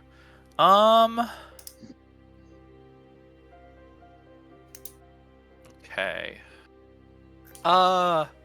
Is there any like? What would I do? Because it's not magical, most likely. But it would be like secret compartments on like the statue itself. Like, can I investigate the statue a bit? Yes. Let me look real quick. At what we thought. Yeah. All right. Yeah. Go ahead and give me an investigation check. Okay. Fuck it, we ball. That one. Not one. You give it the statue a good old pat down. No compartments that you can tell. Thought So, Alright, if yeah, very confident. I'm very confident. There's nothing here. very I confident looked. There's nothing in there. Yep. I poked it and was like, nah, Yeah, it's fine. there's and nothing. Zeros, we will pan away from you here as Yeah, we move that's good. and return to Sizik and Paloma as you are looting the guards. And I do have the number of how many swords you do acquire. All right. These are all non-magical, so please keep that in mind. Sure. There are 18 chain shirts, 10 scale mails, 15 longswords, 10 light crossbows, 450 crossbow bolts, God dang. and 6 heavy crossbows. And that Wow, is all. so actually 0 short swords. Yep, just longswords. We'll say for the hell of it, maybe 1 short sword. I'll just throw it in there. The one guy who got the hand-me-down. Yeah, he's like The "God dang heirloom. it, it's I'll have short." you know. Okay. Anything else y'all are looking for in particular? You're welcome to join other people if you want to kind of see, because you're kind of watching where they're all going. So if you want to pursue with Genevieve or Vellmon headed to different places, you can do that. Was that just what we found in the Genevieve dead was bodies, or going was that to- also in the guard? That's the guard quarters and on the dead bodies. Okay. Genevieve was going to the other studies, right? Yeah, she's going to study room plus the main guard office, like the front desk, basically. I think we can join her. Okay. All right, great. Well, we're just going to continue with y'all then. And Genevieve, you're alongside Paloma and Sizik now. As the 3 of you arrive at the secondary studies / the main guard office. Again, these are different locations, but I've just kind of lumped them all into one because they all kind of fit the same bill. As you walk in, do any of you have detect magic up? No. Right? Yes. Okay. Yes, as in you don't, or yes, as in you do? Yes. Noted. Okay, so you don't. Understood. Okay. There are some potions that you find. There seems to be some like headwear of some kind. There are some maps that seem to be depicting Elatar Bay, though they are unmarked. There is a desk that is locked. That's in the main front office, and then yeah, that's it in here. I'm going to look for like a log book to see who's been in and out of here. Sure. And as you look over, it does not seem that you find anything along those lines. You see some maps, but it doesn't seem to contain a record. Can we? attempt to unlock the desk? I was gonna say, Sure. can Paloma just pry the desk I was open? literally about to say, She like, can- I don't even want to roll sleight of hand. Can I use athletics to just rip the drawer out? Go right ahead. The DC will be the same, so give the drawer a good old tug. Can I assist her? You can. Do you have proficiency in athletics? I was gonna do something else. Okay, that's also fine. Go ahead. I was gonna use a Mage Hand to add an extra 10 pounds of pull force. Sure. Paloma, I'll give you a +1 to your roll. I Okay. don't even know if that's how Hey, that actually a equates. +1 can help. Yeah, we've learned that. It can. All right, that is 21. 21. Okay, the DC was 18, so good job. As you kind of just pulling the dress out, now you're again paying no attention to the force that you're putting behind it, so you tug and you like feel this thing rip off of its hinges. The was lock the kind of intent. snaps as you do that. Yes, of course. And 350 gold pieces literally just scatter into the room and ding, ding, ding, ding, ding, all across the floor Oh here. boy. And inside this, there is also a heavy stack of documents as well. Can I just use task to put all of the coins into her bag of holding? Yeah, you can. There you go. Cool. We don't even have to do it ourselves. Yep. Can I guess, I'd start going at this fucking stack of documents. Start reading, Sure. Mason. Okay, it's not like the other Sacred Documents. I'm just going to tell you what they all contain. These Okay. are trade routes and shipping records that approximately 1 decade's worth of information, so it's very hefty. It connects a lot of trade routes between Unipol Port, Elitar Bay, Provenere, Zaria, Avada Bay, Dayridden Port, Axavera, and Quickvale Ridge. Okay. Would you send me those names? Yes. You don't have to do it now, just Give me a eventually. moment. No, it's okay. I can do it now. Don't worry. Because those I do have.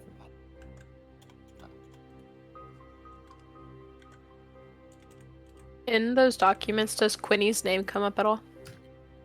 As you look through it, it does come up a few times, yes.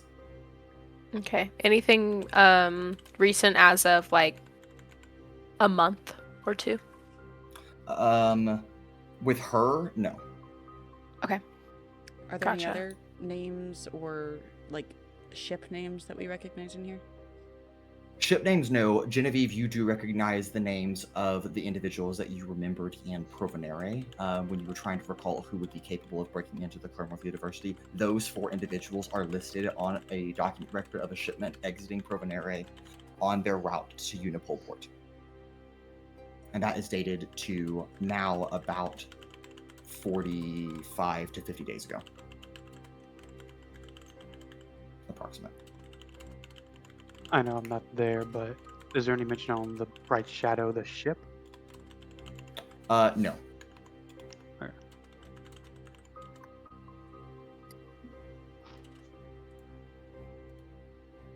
Is there any mention of a ship going from shoot, the one that crashed over Pickle Pines? Do we remember where was that one going? It was headed from Zaria to Elitar Bay.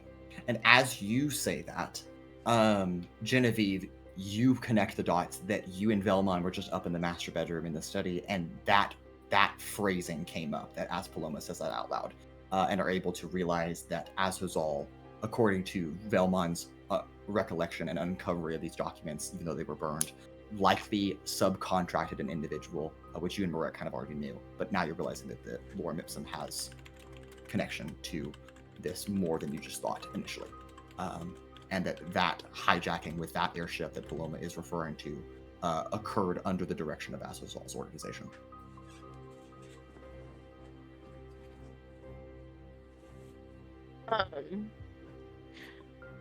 Genevieve will definitely kind of like right now's not the time to like necessarily like get all, investigator, but she will just tell Paloma and Sizik, remind me at a better time where we can all compare notes.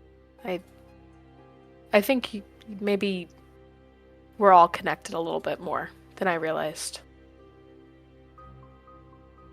Okay. Does anybody in this room, the 3 of y'all, want either of the potions, the headwear, or the find maps? Is the headwear Oh, so I have to magical? drop it. As you kind of look over it, Sizik, it does appear to be magical, yes.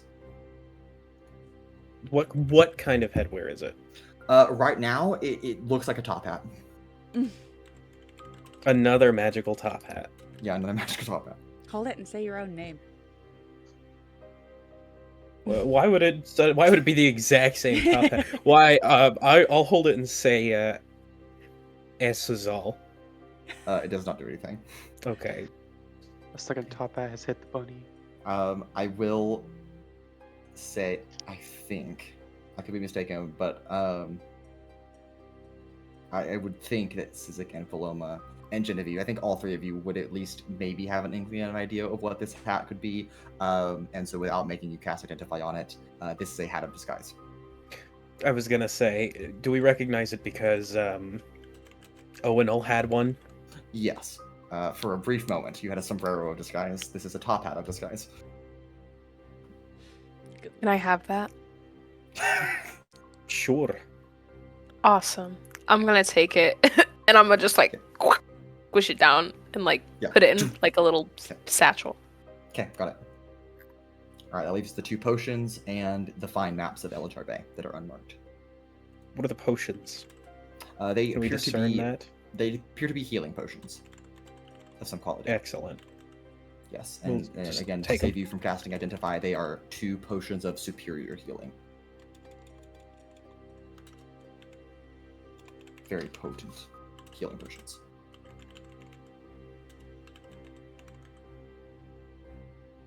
Sweet. Anybody want the maps? Yes. Okay. All They're right, fine unmarked maps, how? like nobody has written on them. They don't have any like colored lines or X's or anything like that. Not like Tony's map that y'all found that had like scribbles all over it. So no labels, but like it still shows like buildings and streets and everything. So it's still a map of the city. Mhm. It just like it has labels and stuff. I mean, like the buyer, whoever acquired this, did not mark it up later. Mm-mm. So it's pristine, basically mint condition, but it's unopened. I guess it's subpar Mint condition, whatever. condition map. Yeah. Meaning, Paloma, it's worth a lot of money if Yep. you get somebody to buy it. Yeah. More money. More money. Yeah, this is what you guys need, is more money. Hey, you have a bank account, Is- right? Is this room or yeah, where we're at right now? It's on the kind of the first floor, right? Yes. So there's Okay. kind of 2 different rooms you're in. One is Okay. on the first. They're both on the first floor. One is like the guard Okay. post out front by the bridge, and then one is Gotcha. kind of an offshoot of kind of what looks to be like some kind of workshop area. And it's kind of this study down here on this, I guess, the bottom side of the map. So Does two this kind of- study? Gotcha. Yeah. Does it's it a have any paintings on the walls? Sure. Yeah, let's say that there is a painting of some kind of like beautiful tree, and there is a seems to be like a man that's kind of standing, kind of a distance away from the portrait. That seems to be standing underneath this large tree, maybe an oak tree. You can't make out any like features because their back seems to be to you. Plus, they're so distant in the portrait. It's just kind of like the outline or silhouette of an individual. But yeah, we'll say there's a painting in here. Okay. Is the painting a secret doorway? Like, if you kind of open it. No, it is not. Okay. Well, Can we cut the Sizik painting and check is underneath kind of it? look as Yeah, you Sizik can't is just doing on that. I am There's going nothing to kind of hidden? make my way Okay. towards the courtyard. Okay, you return to the courtyard and find Marek, who is sitting, kind of in a moment of solace. I take the painting. I'm going to sit next to him and not say anything. Okay, sounds good. Sizik has ripped up the painting by cutting into it. I guess you could take He the couldn't have inside of it cut without the around frame. Well, that's what I meant. Is like cut around it, see if there's anything behind it. Like taking the painting off the wall, or like cutting the painting No, out like of the cutting frame? it around like the edges from Cut- the yeah, that's- frame, that's what I like, thought. right Frame. underneath. Yeah, Yeah, you can do cutting that. it You out cut of it the out of the frame. But yes, you can do that, and there's nothing behind it. No. You just drop down the value of that thing by like $6,000. It probably wasn't worth that much to begin with. Yeah. All right. Anything else the two of you, Sizik or Paloma, in this chamber? No. Okay. All right. We return then to Vellmon, who has found himself at the armory that is locked. Is it like a heavy duty door or is it Yes, it is Like- a metal door, and the lock is embedded in the door. a metal fucking door?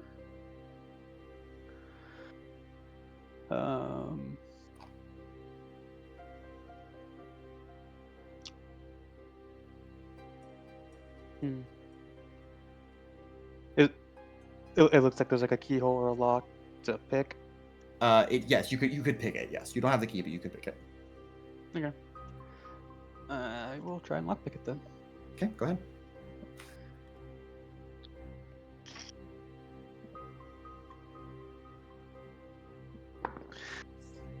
Is a total of 22. 22. Okay, the DC with 20, so good job. As you find just that perfect knack and feel it click open, and you push the door open, and stepping inside to a well-fitted armory of some sorts. Of course, it does look like people had come in here and grabbed some stuff that probably Paloma or Sizik have already grabbed off of bodies, but at least what is left. There are 2 shields in this chamber. You have to detect magic up, yes? Mm-hmm. Okay, there are 2 magical shields in this chamber. There is a bag that appears to be magical. There are several potions of different colors. There's 4 that are like a almost like disgusting like yellow green. Another 4 that are more potent green. Another 4 that are more red and orange. There is a wand of some kind that seems to be magical in this chamber, and then there are 2 like small little like metallic canisters that are set. They're like almost like little balls that are set, and they seem to have like a pin that you could pull out, like a grenade of some kind. So, back up. You're good. 2 magical shields. 2 magical shields. Yep. Magical pouch. Yes, a magical pouch of some kind. And then I lost it from there. Lots of potions, basically, and then a couple of what look to be like grenades. They are not technically grenades, but they look like grenades. And then a wand that is magical. Okay, I take it all. Okay, got it. Understood. Anything else of note? Not that you can tell. Do I know? What? Did I notice any like rooms or stuff like to the adjacent of the armory?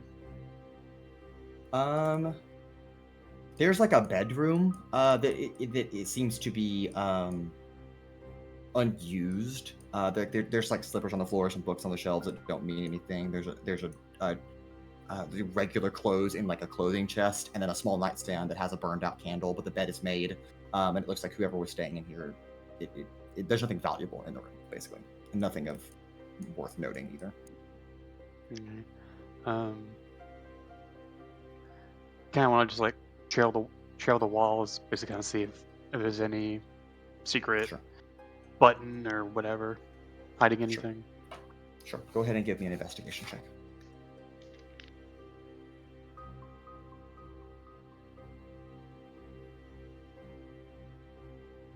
Okay. I can't really add anything to that, sadly. 18. 18. As you kind of trail the walls, you canvass this room to the best of your ability and do not find any magical or hidden compartments of any kind. Sad. Yeah. Is there any money? Sure. We'll say that you just kind of like picking through. We'll say that there are 22 silver pieces. Yeah, that's crazy.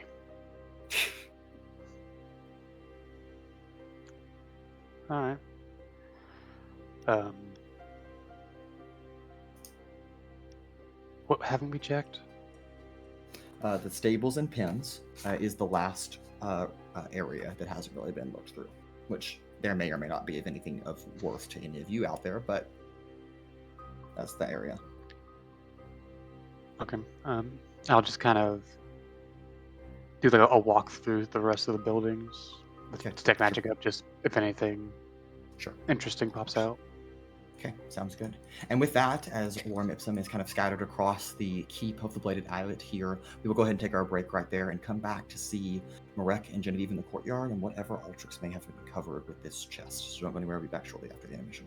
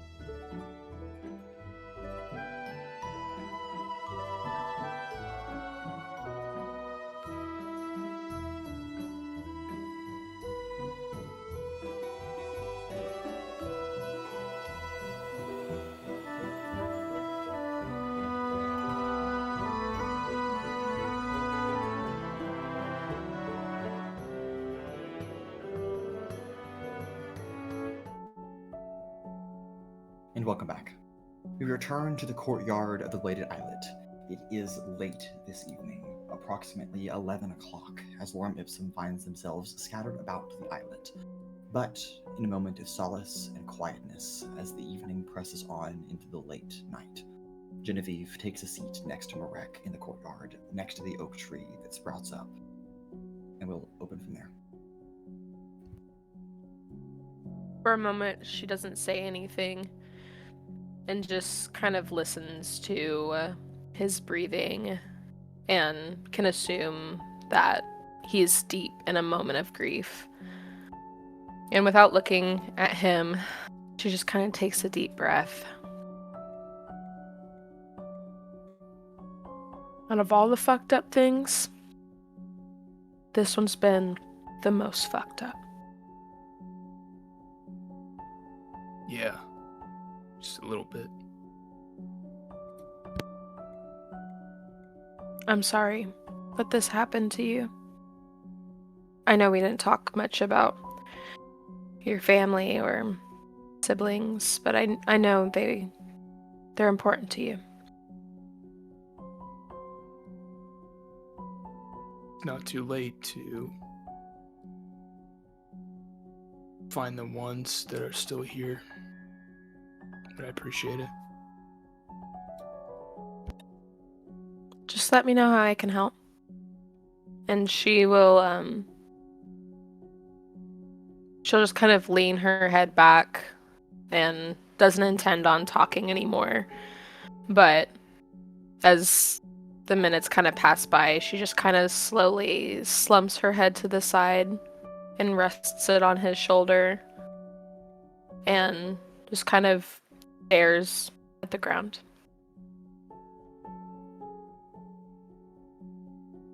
I guess they're both falling asleep. Sure. For a moment, despite sadness surrounding you, at least a companion sits with you in silence, and the night will continue on with the two of you. As we return to Altrix, up in the master bedroom and study. Altrix, what did you roll, please? Well, I suppose there's no room for me to cast guidance on myself. Honestly, I'll let you do it. It's okay.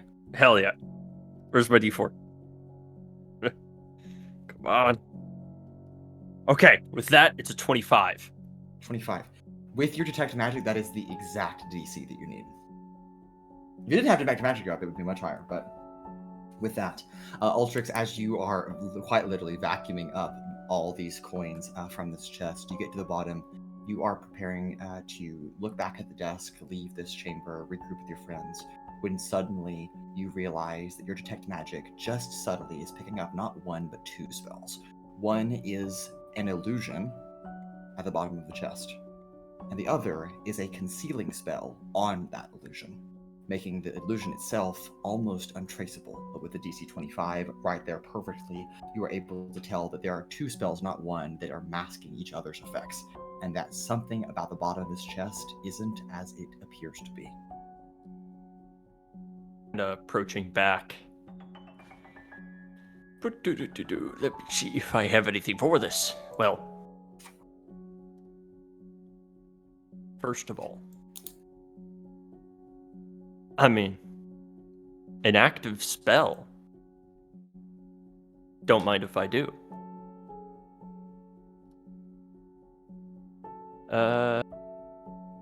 I'll go ahead and cast spell signature on it. Okay, go right on. See if this is Ass Penis himself, or... Essentially, this will take 10 minutes. However, I assume that goes through without a problem. Yes, that goes through without a problem. Yes. As you're Alright, eaten alive by all the coins. No, I'm kidding. I explode. Alright, and I just added my spellcasting modifier.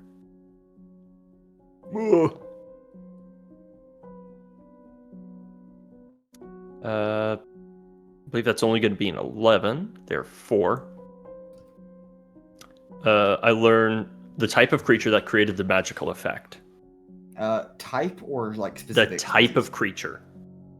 Okay, so like if it wouldn't be like orc, elf, human. It would be like humanoid.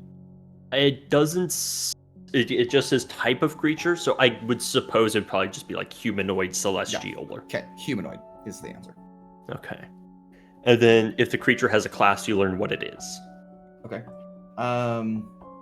This individual is a wizard, a sorcerer. That's it. Yeah. Wizard and a sorcerer. Interesting. That's all I learned for this. Okay. Unfortunate. Actually, do I add my proficiency bonus? I don't think so. Oh, add my proficiency bonus. So then that becomes a 15. I then learn if the creature is affiliated with an organization. Well, shit. Okay, and that is helpful because you learn that this individual is affiliated with an organization that scares you a little bit when you learn it, and that is the Zeolith. Who is the Zeolith again?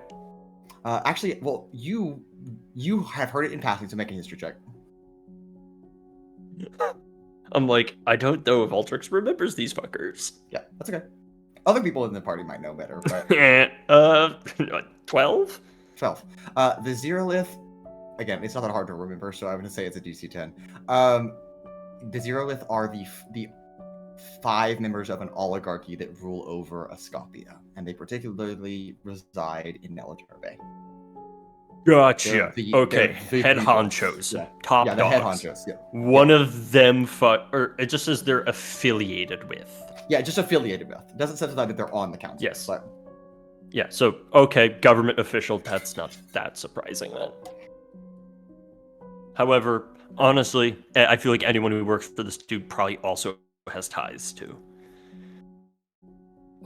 Okay, noted. I am unable to.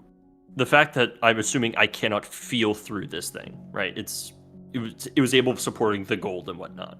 yes, that is correct.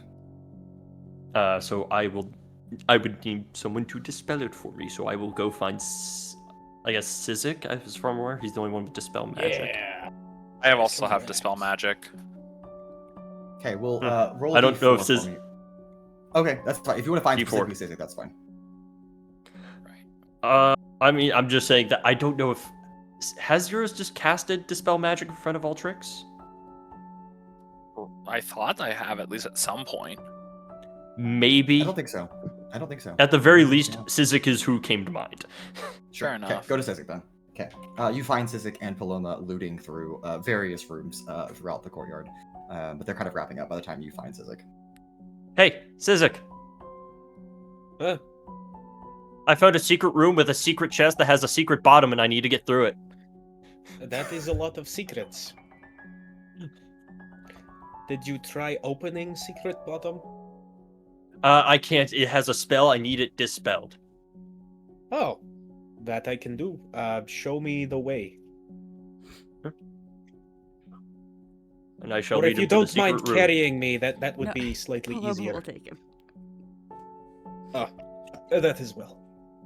And I will lead Sure. them to the secret room with the cool chest that has a secret Sure. bottom. I will say that this occurs in the courtyard, so Genevieve and Marek, the two of you are sitting here and have kind of overheard Altrix explain this to Sizik if you are interested at all in following, but you do not have to.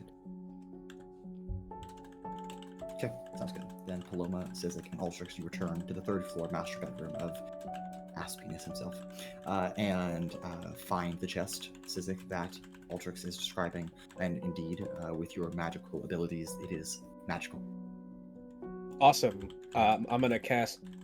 Who would have fucking guessed? Dispel magic at 5th level. At 5th level, perfect. That is enough to dispel it instantaneously. And as you do, the bottom of the chest changes to reveal what's actually below it. Now, this is a different type of illusion than what you are used to, Sizik, because it's an illusion that is real. It creates an illusory object that doesn't just look real, but it is real. But the object itself is magically induced and supported instead of having some kind of translucent property. But as you do that, the bottom reveals a hatch door underneath the chest. I use Hold on. task to open it. If I It may, is locked. But okay. Damn. this hatch door, again, looking at the map, at least, it just leads to the floor below. It doesn't, but it's fair. I'm just. We opened it up. The map is not a 100% One-to-one. portrayal. Okay. Well, of, unless Like, it's a portal and you climb down and you're Also, suddenly in a Goddamn, you completely open a different hatch and you area. find yourself in a room without a roof that expands infinitely. You're back at Miss Yeah. Tylexia's. That's right. That's exactly what happens. Mason, can I kick this door open too? This is a metal hatch, so it would be very difficult. You can certainly try, Paloma. I've kicked metal well, doors very open. Can Sure. I before. just open? I mean, It's can we locked, just so- lift it? It's Oh, locked. locked. So... Yeah. All right, Unless... hold on. Does anyone have knock? No. I have an idea of how I could get in. If That you're not if here. So Yeah, Okay. I know. I'm just. You just pick the lock Some then. thermite on it. Yeah, honestly, I can pick the lock if it's like a normal lock. it does appear to be a normal lock. Yeah. Okay, I'll attempt to pick it. I have thieves' Okay. tools. You try first, Go and then ahead. if you can't, I'll kick it. Okay. Paloma, are you at all experienced in lockpicking yourself? I don't. No, I do not have proficiency in Okay. lockpickers. All right. Then, Sizik, are you? I don't think so. Okay. Great. No. Then you'll just be a straight roll. anyone have Dex guide- plus charisma. I was saying you can cast proficiency. guidance on yourself He again. can cast guidance on himself. Yes, that's true. Hold on, let me check something really quickly. Then it's a dexterity check. Yes. Okay. So that's. And assuming you are proficient with your lockpick tools, Yes. you would add your proficiency modifier to that as well. I believe that's a mod 20. You try your best with a mod 20, and it does not budge. This is a secure lock. All right. Who wants to help me kick it open? Let's do it. Paloma has to kick down, like from inside the chest, like stomp on Well, it. she can jump up and then use the extra weight of I also gravity. can, if I rage, I get advantage on the athletics check, right? You can, yeah, you can rage if you want to. I mean, hypothetically. You have expertise in athletics, right? I do. I also on. like have really good lockpicking. If I may, You're on here. again, just to If throw it you out can there, Get us. Paloma Mhm. has adamantine bracers. I do. Adamantine weapons, like it's like this is like they always crit against inanimate objects or something. That is correct. Yes. Yeah. If the attack, it says attacking weapon, but I assume if whatever. Well, I so hit- that's that one's ability, but Yes. like normally adamantine weapons, their abilities that they always crit They always against an crit against inanimate inanimate object. Yeah. Yeah, that's true. So if you Those are take off the proper bracer damage. and just swing it at it, Slam it. Yeah, sure. I'll try that. Okay. Can I hit All right, it with? Paloma. It is an auto crit because it is an inanimate object. What is your modifier that you're adding onto that though? I'd like to Because that add does matter. Just- athletics, and I would like to rage Okay. so that I get advantage. Okay, the advantage isn't going to help Oh, right, you 'cause because it's an you're auto already crit. getting a Done. crit. Okay, then Yes. What is the modifier that Plus adds on top 11. of that? Plus 11. Okay, with a DC of 30, that is a 31. As Paloma smashes, like full force, just jams the bracer down into the lock. The lock shatters, and because it opens upwards, you can actually pull the hatch upwards off the floor. Okay. Okay. It reveals a dark, embedded within the wall of the building. It reveals a small, narrow crawl space that drops straight down into darkness with a ladder. I'll pull out the lantern of revealing and light it. Okay. The Okay. lantern of revealing. You can see down a little bit, but it does not extend to the bottom of this drop. Hey, I have So a not- question. 60 feet? It is longer than 60 feet. Yeah. Damn. Wait, Does my own Yeah. innate dark vision of 120 feet get me there? No, it does not. Paloma, you not want to that go it down the matters wall? now. I do. I'm just curious about something. Okay, go ahead, Sizik. Would I have been able to see through the illusion already when we first walked through the room? True sight. Because I do have true sight. You had not explored this chamber. No, I'm saying when Altrix first let us in there, and when I looked at the bottom of the chest before I casted Dispel Magic, would I have seen through the illusion?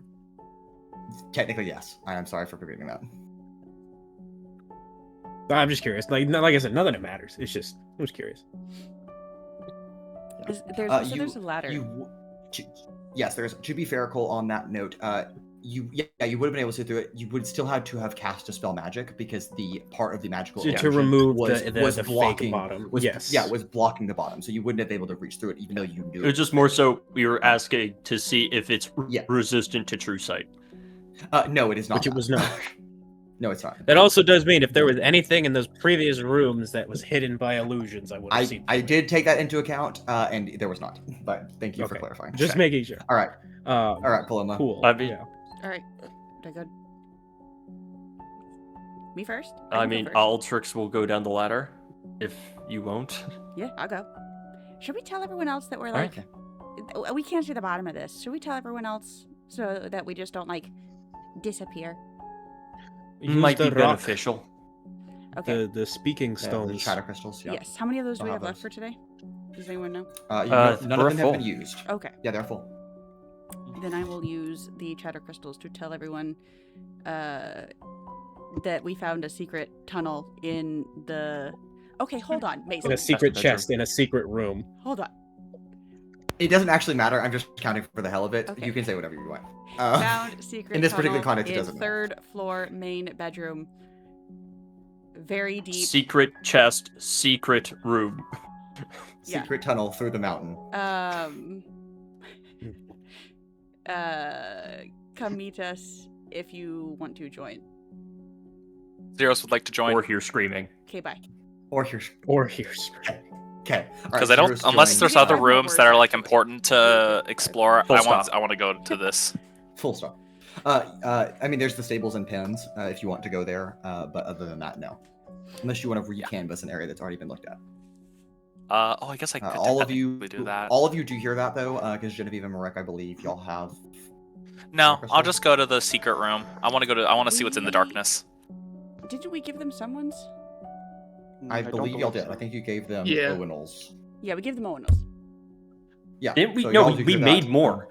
Did we make more? No, you're making more. They have not been. We're making more. Okay. Yes.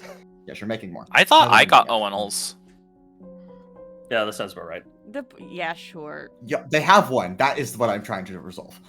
They have a way to communicate. So you, Marek and Genevieve, do hear that. If you want to go with the group, you can. And Vellmon, you also hear this. Marek stays, I stay. If he goes, I go. I'm staying. Okay, they stay then.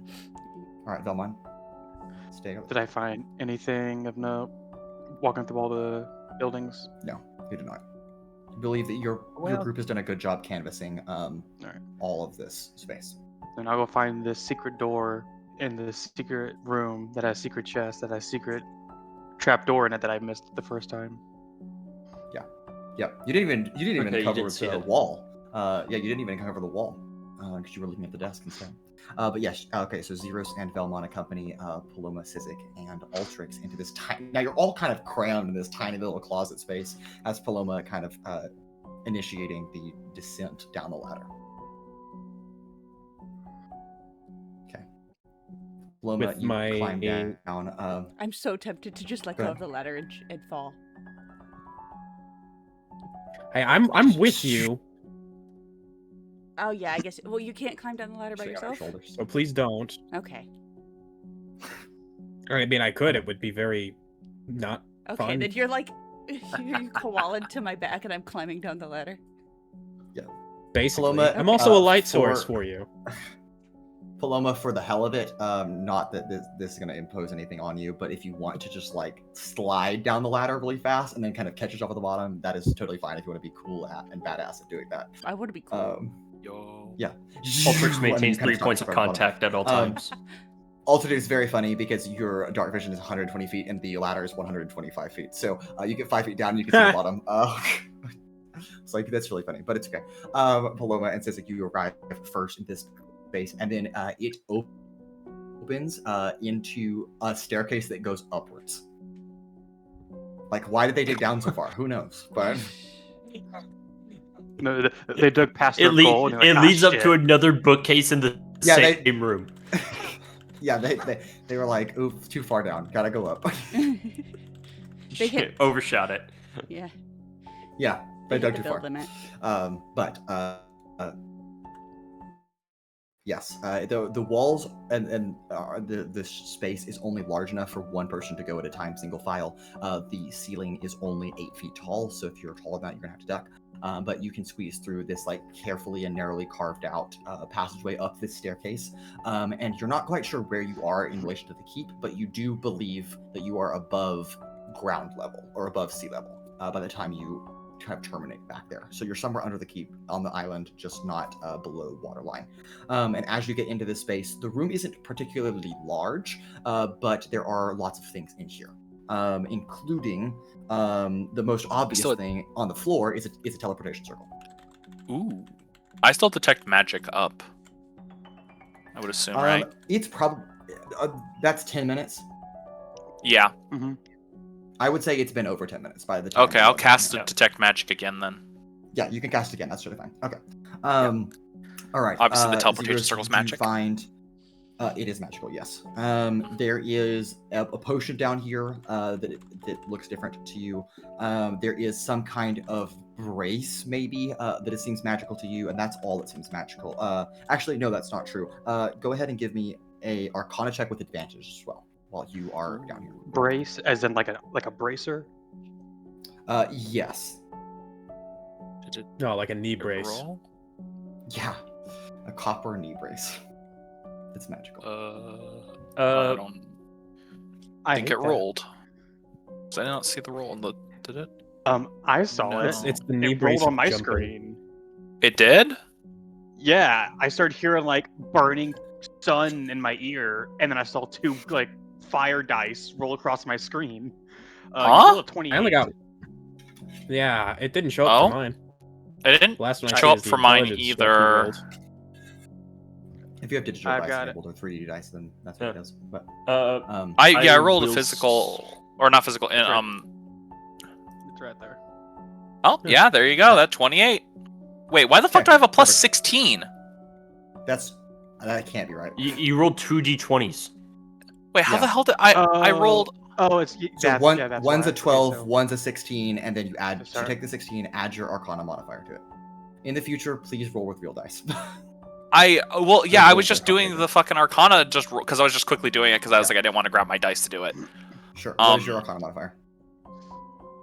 Plus 5, Plus 5. Okay, so that's a so 21. 21. Okay, perfect. All you need to do was a 20. Zeiros, again, this chamber isn't very large. It's maybe 30 feet across and 50 or 60 feet long. So it's just kind of situated beneath the keep itself. But as you just kind of look around the room, spaced very narrowly to each other, there are 16 massive sigils that are burned into the wall that you are picking up that are active by the fact that you are picking up with detect magic, but they have not been triggered. Interesting.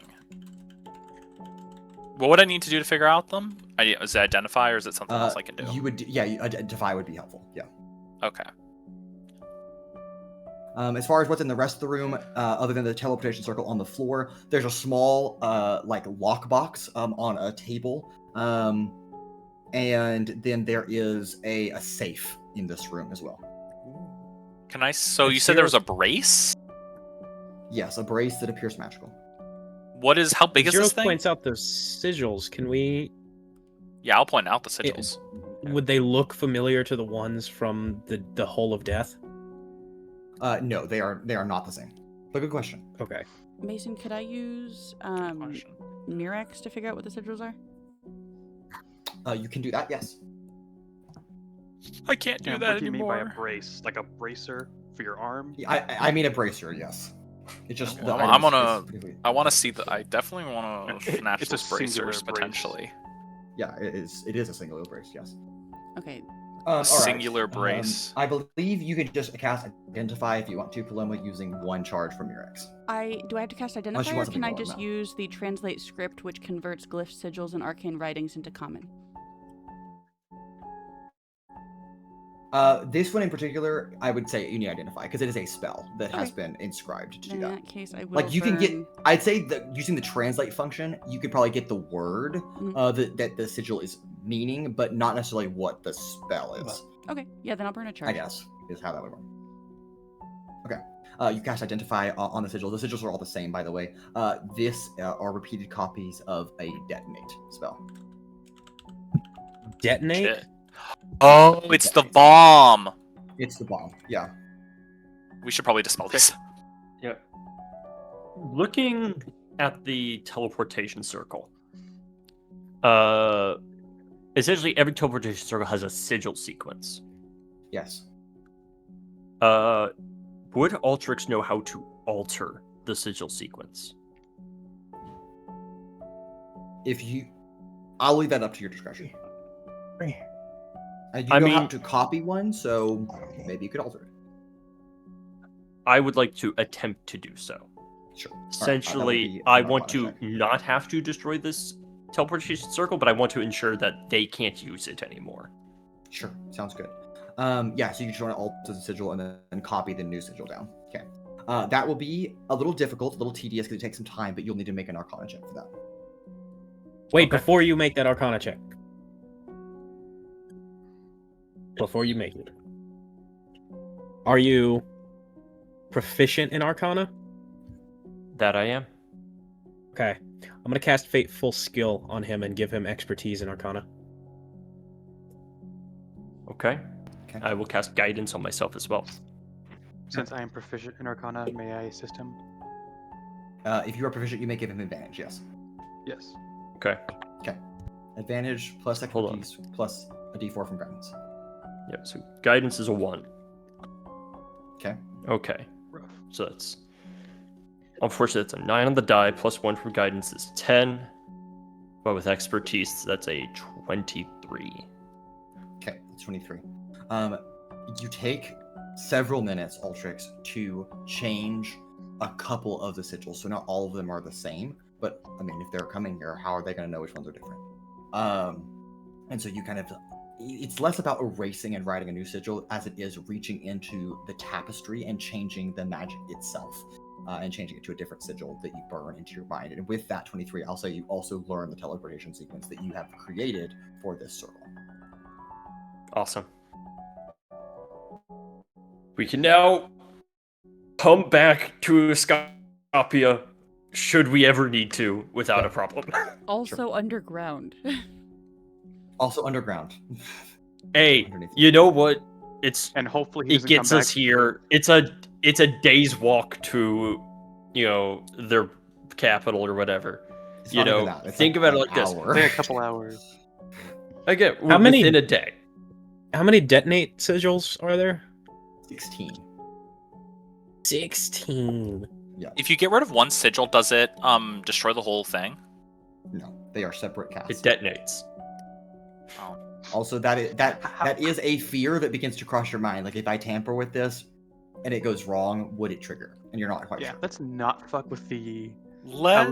LUFR explosion. Yeah, we should probably open up the lockbox and the safe if we There's have a it already, lockbox right? and a safe. A lockbox on the desk and a safe. I'll say, Zeiros, you've been focusing on the sigils with the Paloma. Sizik and Altrix and Vellmon have been focused on the teleportation circle. So about that time that all of you finish those things, you are now all done. And so all 5 of you can address the lockbox or the safe. Or both. Dibs. Paloma prepares to uh, kick them. Okay, notice. Altrix will attempt to Pick pick who? the lock on the lockbox. The lockbox in the safe. Great. Yeah, the lockbox and the safe. All right. It's a go lockbox, ahead. but it's an unlocked box. No, it's not. Altrix, go ahead and give me a lockpicking check against the lockbox. I would have thrown guidance. So 12, 18. 18. Okay. With a DC of 15, you pick the lock and open it up. Inside is a rolled up piece of parchment that is tied with a ribbon. Well, that's a spell scroll if I've ever seen one. Do I detect magic when it comes out of the box? Because I would still have that up. You do detect magic, technically. What kind of magic? There's something magical with that piece of paper. It is. The 30th level It disintegrate. is it's abjuration. Abjuration. Okay. I will identify that later. Could I? Tuck that away. Well, I was gonna say, could I use Murex on that? I used it on a spell scroll If you want previously. to pull the, if you want to undo the parchment and take a look at it, then sure. Will that? Okay. Do Yeah. I think? Do I think that will activate it? No, that is not how spells roll. Okay, good. Yeah. Sorry, you said it very menacingly, Yeah. and I was like, Well, I was just saying, like, no one has actually read the parchment, is what I'm saying. "Oh, yeah." Then I'll open it. Sure. To your surprise, Paloma, compared to what your companions said, it is not a spell scroll. It is a deed of property, the deed to this island in particular. And it is signed by a magical signature that prevents the document from being destroyed. Halves. But Who's the technically, since signature? we have it. We This- own the island. yeah. The signature it reads signed and endorsed by Almorzion Dusculent. Who's So that? we own the island, basically. Maybe. And In you can a tell that there's we, an we official own an authorization island on it. in a place that hates everyone of our race. Great, perfect. Yeah. One of us is Fun. Except for Pura. Mason, can I history check Yeah. on who that is? You can. I'll say it's a straight roll. Yeah, I don't think you need disadvantage, but not advantage either. Man, all I do is study histories and stuffs. I know, That's but this what is I like do. Nerd. Like, modern history is still history. that's true. That's true. I'll give you a +5. How's that? It's not history, it's now. Would above table would we recognize the last name Escalin? Not Escalin, Dusculent. Dusculent. Oh, okay. Yes, Dusculent. and yes, Dusculent. you and Genevieve would know that name. You're just not here.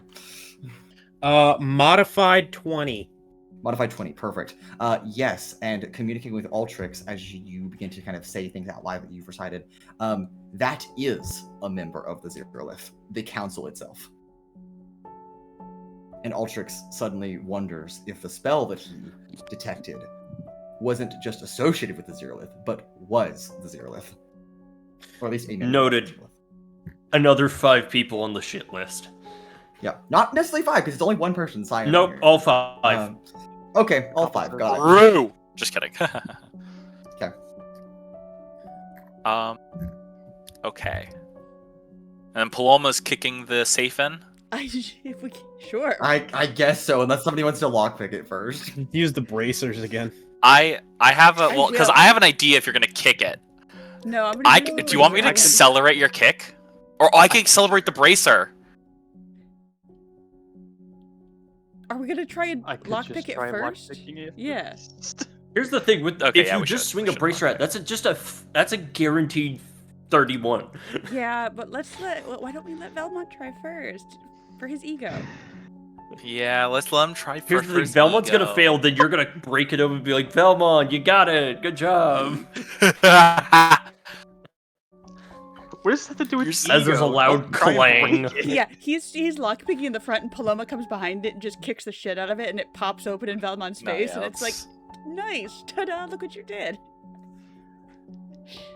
As there's just a loud clonk. Cool. Alright, so are we lockpicking or are we kicking? Can I try before she tries and break it? Yeah, go ahead. You can try, I don't care, I'm just asking. Okay. It's lock kicking, I'll have you know. Also, while you do that, Dan, for the sake of just kind of keeping us all together, we can go ahead and log out of Roll20. There's nothing else you guys need to set them out, so. I hate that was good, Owens. I hate you.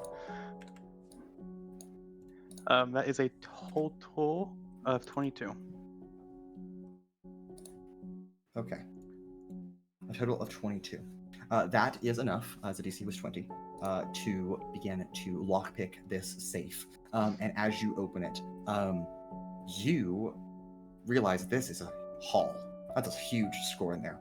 There are not coins of platinum, but bars of platinum inside of this. damn. There are 50 of them specifically, which is God the equivalent damn. of, which is the Bar. equivalent of I- 5,000 gold pieces in its translatable capacity. I was but there hoping are also you were gonna say some shit. No, Wait, there so are also 50 bar. You say each 50 bar bars. is 5,000? no total. No, I'm not. So each bar's worth all 50 1,000? bars at total is It's 5,000 gold pieces. Yes. 5,000. Yeah, so each Yes. one is 100 gold as opposed to. Yes, that's correct. Instead of 10 gold, Okay. it takes But- 10 platinum to make a bar. Yeah. But you got 500 platinum earlier. So, and that's. You don't know that. You don't know that. I don't know that. Or Vellmon doesn't. I do. So you're telling me those Yeah. 500 platinum is the equivalent of 50 bars of platinum? Yes, No. technically. Or yeah, 500 platinum. Yeah, 500 platinum pieces is the equivalent of 5,000 platinum, and so is 50 bars worth. It's just a lot easier to carry. Okay. But it's not the only thing in this room in the safe. Game either. magic. There's also find 12 no, copper. no. There is a 1,000 gold piece diamond in here, and also a Damn. 25,000 gold piece diamond in here. Damn. Bell component pouch. Yeah.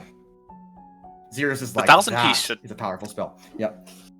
I So definitely. Eric- I mean, Zeros. No, I'm just kidding. Zeros wouldn't take both.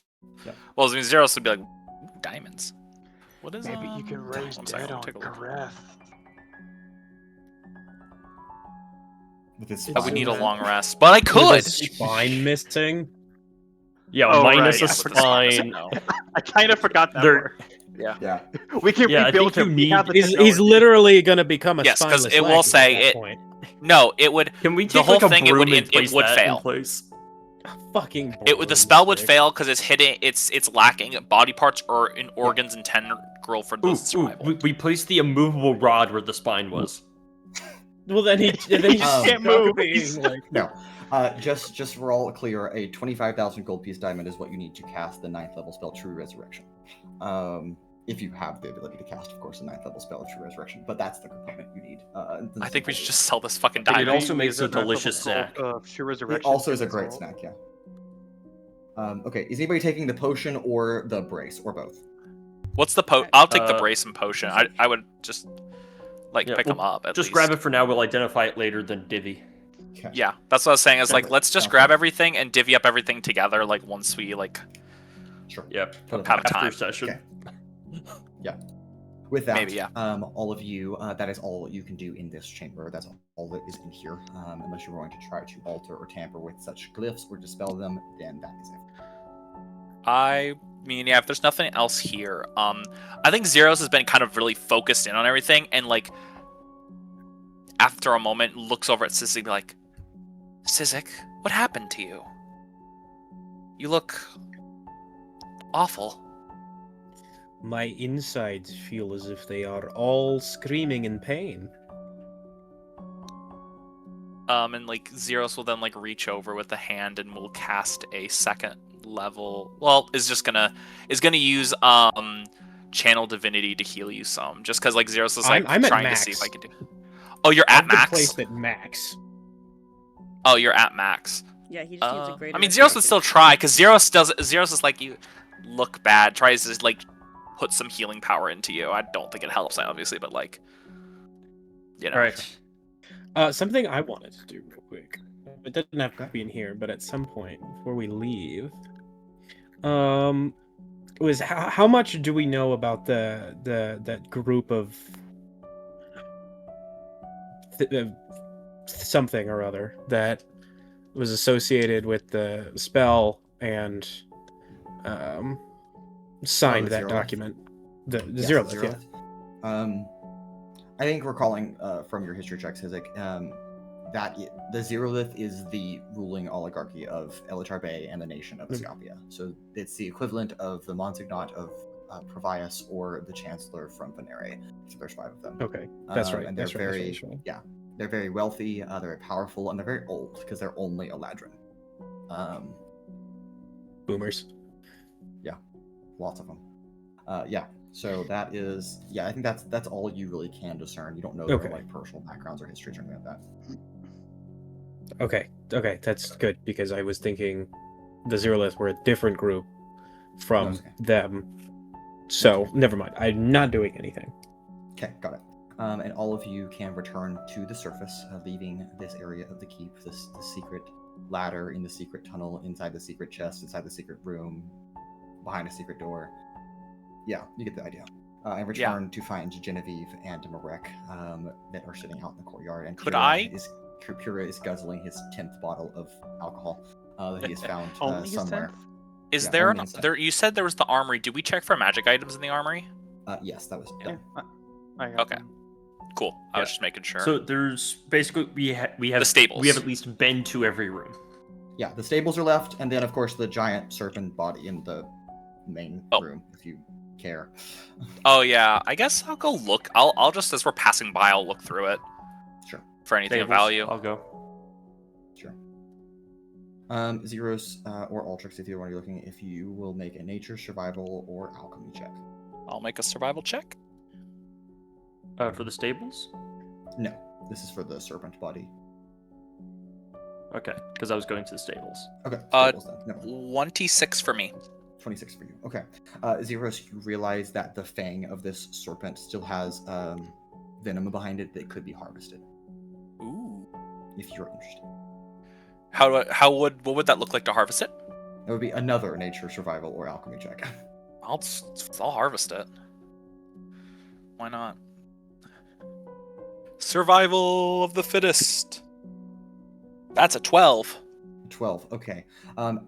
As you go to try to extract it, you're not as sure because you've never really extracted venom from a serpent before. Yeah. And you nick yourself on the tooth and instead take a decent amount of poison damage. 80 points of poison damage. Not 80. Please no. 850 points of poison damage. You fucking Would I take die a con to save at the dead very snake. least against the poison? No. You die to a jabbed it dead into your skin. snake. Anna, can you confirm, doesn't a snake have to, like, choose to inject venom? No. This isn't a real snake. You can absolutely Yeah. get Yeah, envenomated it's like an by epic No, venom. how do you think Yeah, no, snake it's- milkers do it? They just force it out. Zeiros, you take 16 points of poison damage. And Ow. in failing that check, you become unable to extract the poison from or the venom from the snake. So that is kind of off the table now. Well. Oh well. I'm gonna use a second level cure wounds to heal myself. Sure, totally fine. Altrix, as you go and quickly explore the stables, there are 3 sheep out here that have got to be worth some amount of money if you care, and 2 riding horses worth some amount of money too. I got Just, absolutely blasted by Zeros rolling 4d8. I'm sorry, hold on. Yeah. Okay, so it's not just me who's getting assaulted by his dice, No, right? it happened specifically because I was in all my Okay, character face at the moment. I also, Even yeah, in roll I'm not 20, seeing and the I can rolls at still all. hear it. Yeah. It's not roll 20. Oh. It's not D&D roll 20, it's Beyond. D&D D&D Beyond. Oh. Yeah. I don't know why D&D Beyond is sending that to y'all. You 'Cause we're in a can turn that campaign. off.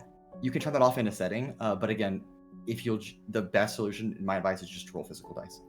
Okay, and I'll roll. It does prevent that. I'll just roll physical dice then this time. All right, around. so I was you just said looking there's for two- ease. Two mounts and two- what? 3 sheep and 2 riding horses. One Come of back those with the sheep. Hey guys, I One got of some mounts. just kind of visually No. like look over it. Like there's like All right, 2 3 adults sheep, and 1 baby. 2 Well, riding Paloma and I horses. could ride the sheep just fine. Yeah.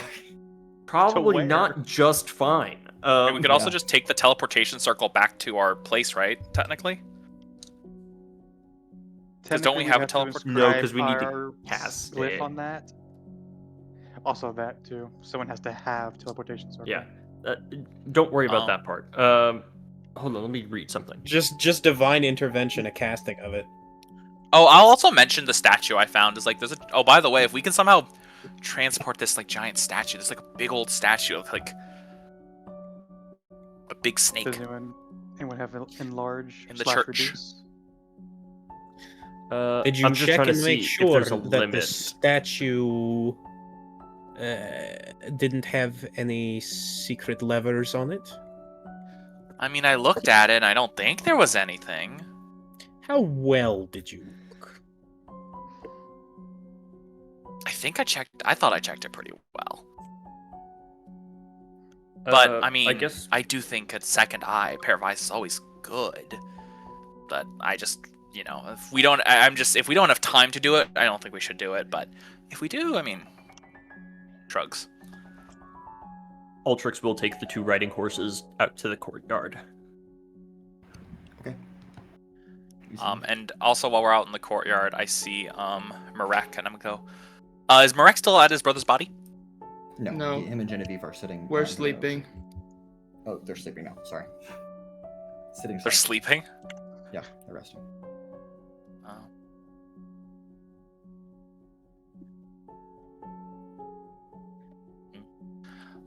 Yeah. Well, like I said I can't think of any other rooms other than like there's just some general quarters around here, like for like the general people, right? But like They've already. I'm guessing Pura kind of just went through them. No, Sizik and Paloma did that.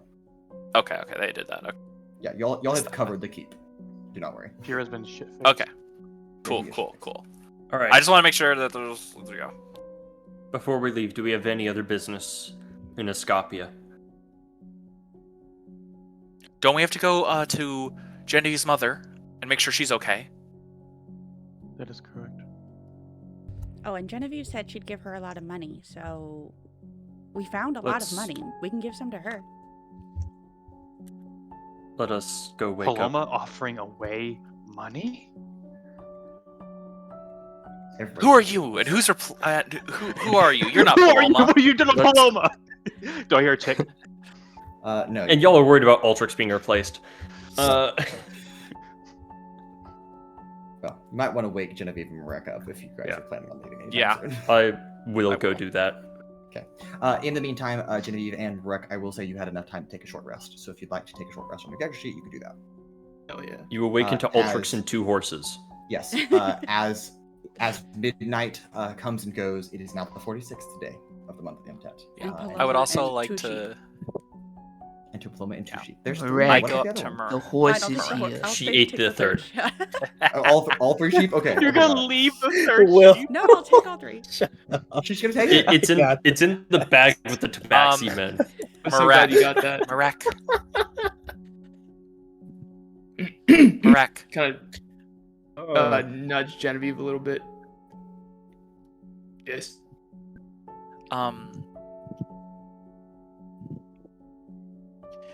The person that was in there that we were fighting, one of them was your brother, correct? Indeed. Then I would guess then this picture is a picture of your family, and pulls out the picture to hand over to Marek. And I'm like, Yeah. I don't know if you want it or not, but I thought I'd grab it while we were searching, just in case it was something you were interested in keeping. Thank you very much, Zeiros. He'll just kind of sheepishly take it. Yes.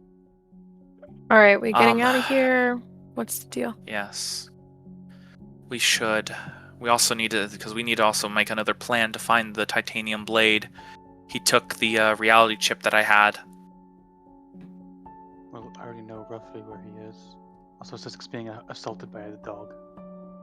Good. If we know roughly where he is, then we need to go rest and prepare to go back immediately. We gotta, whatever he has planned for that is gonna be bad, and that's a pretty powerful item for him to have. I never did get the chance to properly ask you last session, Mason. The direction that I felt him obviously was south.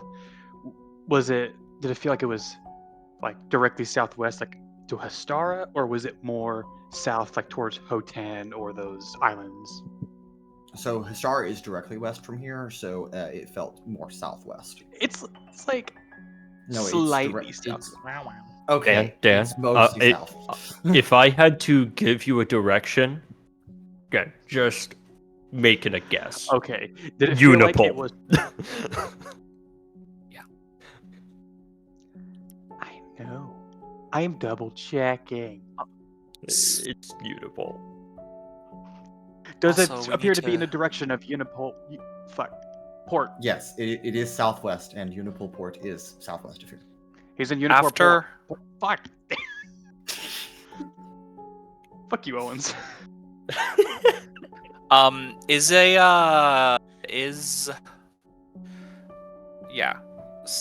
it's like Sizik.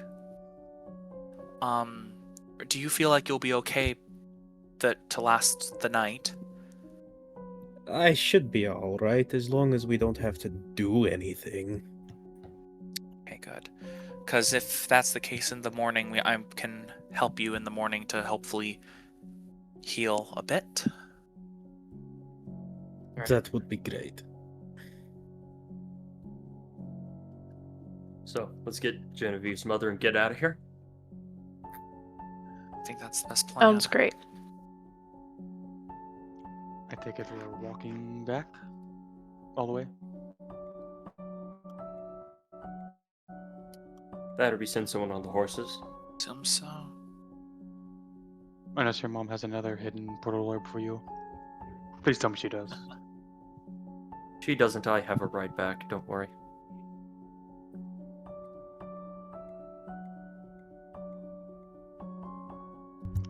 Are you gonna call your girlfriend? No, I have a teleportation circle inside the siphon. Oh. That Well, leaves the you said siphon ride, behind, and though, usually doesn't it? Hmm? Does that leave the siphon behind? No, the area around it. Again, after Akadon, I tend to learn from mistakes. I can now take us, well, ideally back home, but also back to Akadon, should we wish. Here, now, as well as the facility underneath Provenary. let's never go back to Akadon. It'll be a more personal interest next time. For the time being, though. Agreed. Again, I have our transport back. Just a matter of getting, if I may, it may be better if we not all go, as it is late at night, and as was all mentioned, half of his guards were sent home, meaning there's still plenty of those who work for him out and about. It may be better if one of us could move inconspicuously.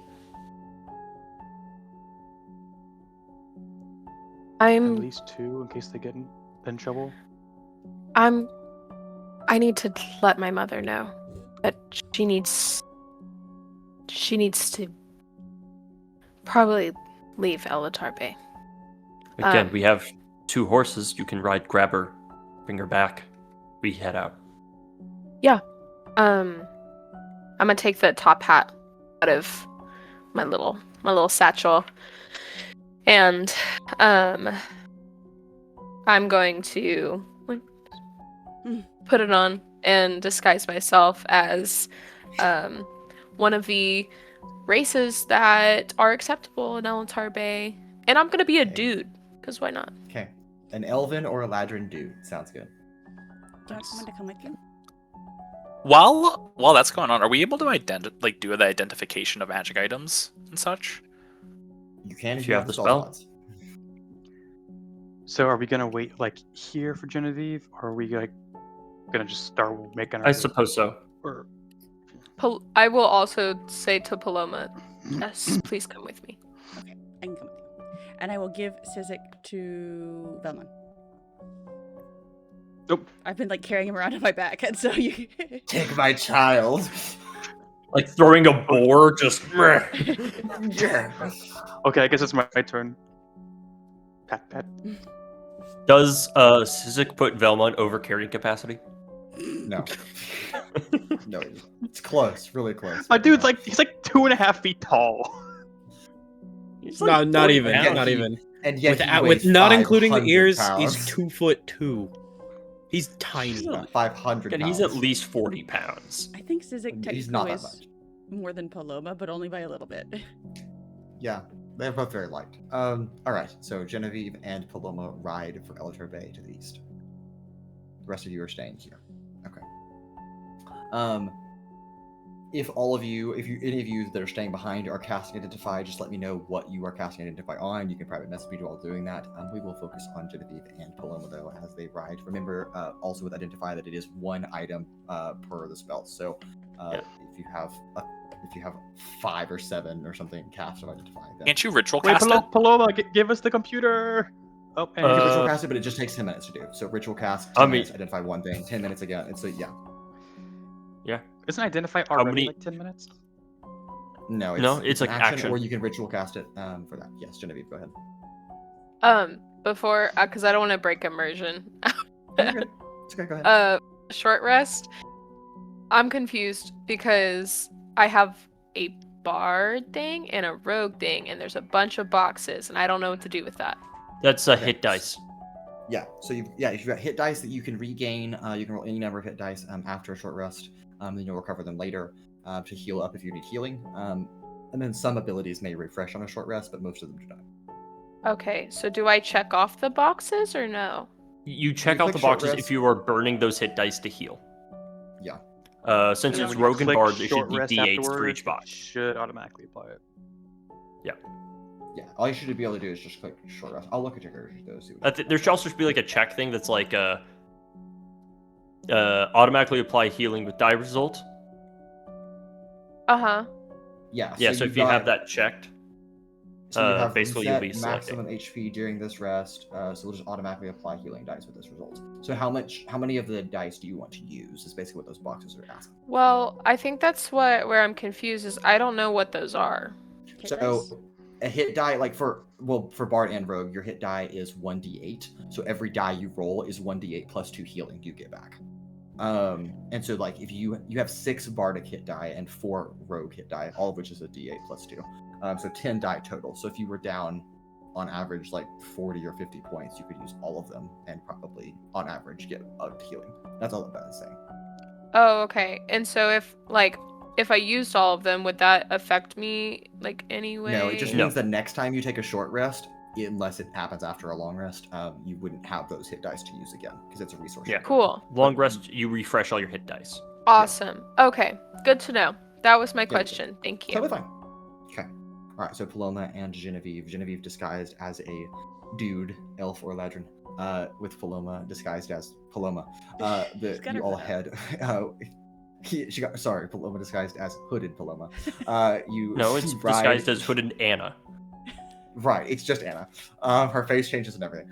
You ride east for Elatar Bay. It does not take you long on horseback to venture into the city.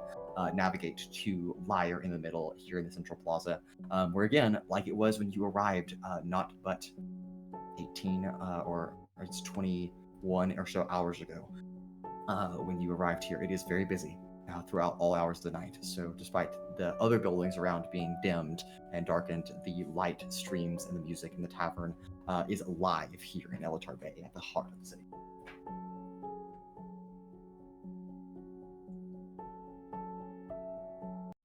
In my very deep, manly voice, I'm gonna look at Paloma. Let's park these horses and let's go inside to see my mother. I'm very eager to see her. There's nobody around. Just out here in the Also, like the idea that It's 1 a.m. Genevieve is also is like having this voice. It is like actually pretending to have a guy's voice because that the spell doesn't give you like the disguised voice. Yeah, it doesn't give you that, so she's just faking it. She's doing the best she can. Yep. Paloma's faking it. Okay. Okay. Well, as the two of you enter, in whatever appearance you choose to do that, again, the scene is the same, just different patrons, but the life of the city is still alive at night. Genevieve, you know what you're headed for. Paloma follows suit as you set up the stairs to the upper floors to find your mother's bedroom. As you prepare yourselves, how do you knock? Do you open the door? What would you like to do? I'll knock how I did the first, like when we went to see her last time. But I am still disguised. Okay. Give her a special knock. This time, there is no response.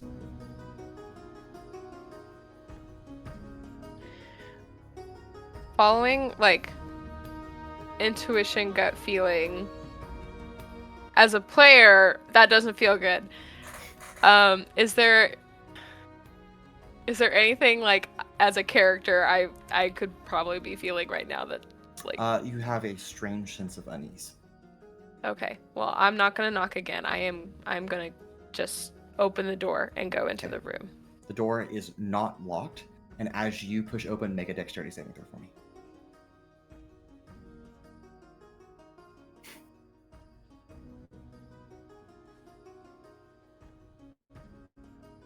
Paloma, you auto succeed on this particular save, so you don't need to roll. I'll tell you why in a minute. You'll Okay. understand. Because I'm short, isn't it? That's exactly what it is. 19. 19. Genevieve, you duck as a shovel comes swinging around the corner of the door, and you duck, and Paloma doesn't have to because she's shorter than you, and it just slams into the door as you see your mother, who her hair is mangled, her clothing is torn. She looks very frazzled as she opens the door. Oh, Genevieve. Oh, sorry. Oh, Paloma, right. Who are you? And she points to you, Genevieve. I would immediately take off my hat.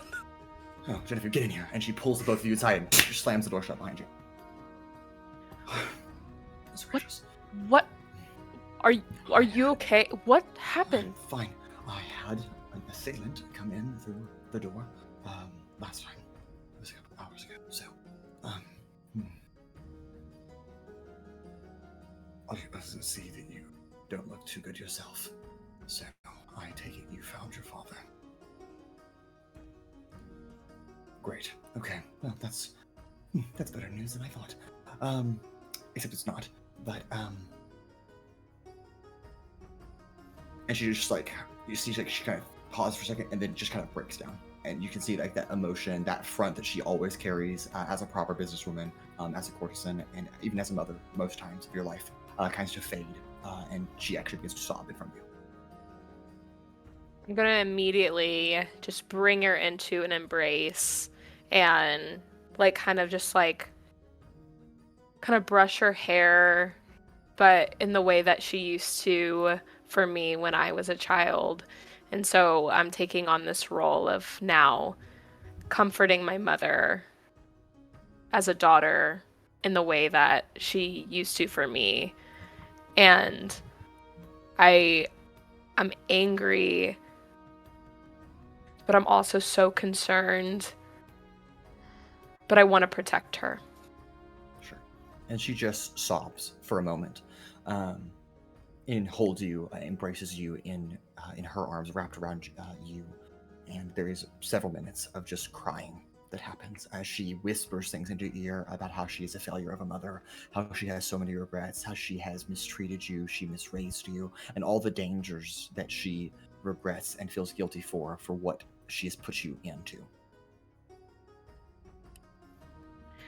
Genevieve just kind of pauses for a moment, and the resentment that she had held, whether it was fairly or unfairly, towards her mother kind of gets drowned out as she's hearing the sobs and the pain that's in her mother's voice. And as her mother continues to recite the shame, she pulls away and cups her face. It doesn't matter. I'm here, you're here, we're alive. We need to get out of here. You need to get out of here. Genevieve, I can't. I mean, I can't leave these people. I can't leave this business. I have friends. I can't. I have to. I have to.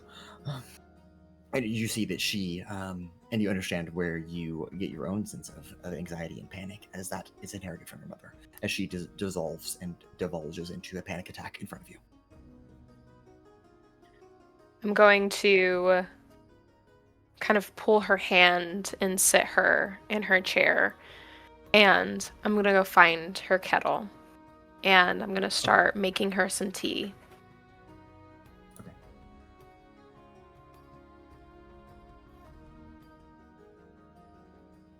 You make some tea. Paloma, what are you doing in this moment? It's standing so awkwardly in the corner. Fair enough. When Genevieve has her mother sit down, Paloma will move over and They're there. Okay. Sounds good. And after she makes her some tea, she is going to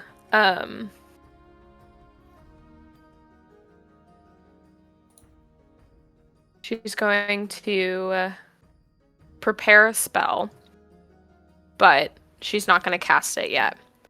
Okay. The spell will trigger if my mother's hysterics get any louder, to a point in which she's unable to be calmed, or to the point that it starts to raise attention anywhere else. Sure. And I think with your... Oh, go ahead.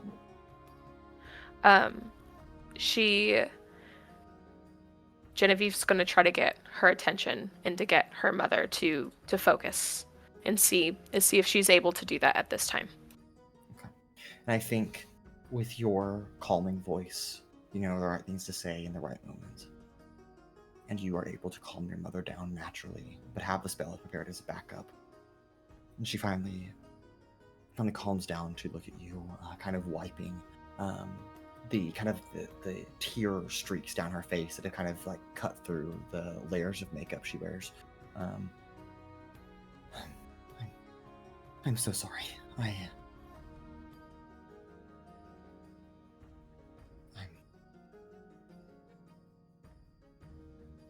Did he hurt you? Not nearly as much as he's hurt the people I care about. And with that said, we're going to leave. You will come with us, and it will be okay. It doesn't mean you can never come back here. But everything you are doing now here in this place will pause until we can take care of him. And you can be safe. Until then, please follow my lead and trust that you have raised me well and I can get us through this. With that, Genevieve, you can make an intimidation check if you're trying to scare your mother into listening to you, or you can make a persuasion check if you were trying to persuade her. It will be a persuasion check. Okay, sounds good. With a hint of intimidation. You will do what I say.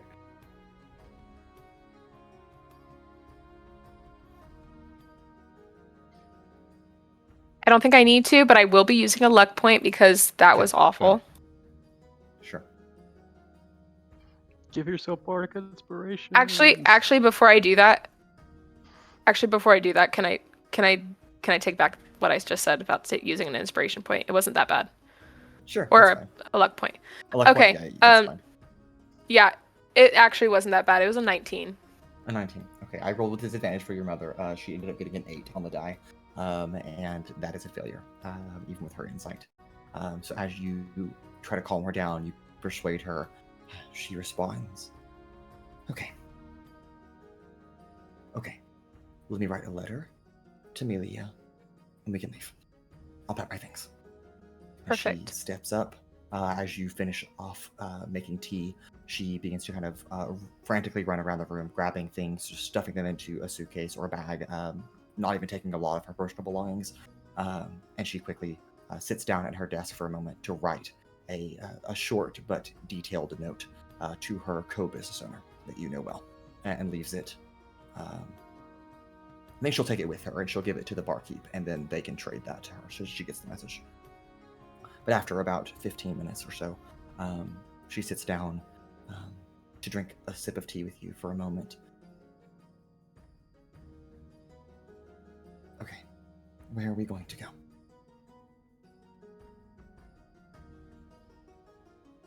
We're going to go to my home. Okay. Thank you. Okay. Yes. All right. And she will Paloma, follow the you two ready of to go? Out the door. Yep. Mm-hmm. Okay. Awesome. And so Genevieve puts her top hat back on. She sprouts up into this Eladrin male. All right, let's get out of here. she's gonna kind of like hold her arm out like a little gentleman, and let her mom kind of like hold her arm, and she's gonna lead them out. Sure. Okay. She follows your footfalls down outside, Lyre in the middle, where you remount your horses and take off back west, where your companions await. It does not take you long until you have arrived here. Okay. I did not get any messages from anybody, so I'm assuming y'all are waiting on Identify, which is okay. Yeah, I think I'm just ritual casting Identify on shit. Great. I'll tell you in a little bit. All that. But with all of your troop, once again, Pura, although downing his now 12th bottle of alcohol, he is, honestly, he's not even drunk at this point. He seems like unfazed by the effect. He's just drinking it for the sake of it. But Altrix, your troop is here, and whether or not you take the horses with you is a different story, but they are ready to go, is what it appears. All right. Anything else we need to do? Final preparations? I'll take that as a no. Get us the fuck out of here. All right. Everyone in the siphon. Including the horses and the sheep? They can be within 5 feet of the siphon. Okay. All right. With that, I'll bring everyone into the siphon.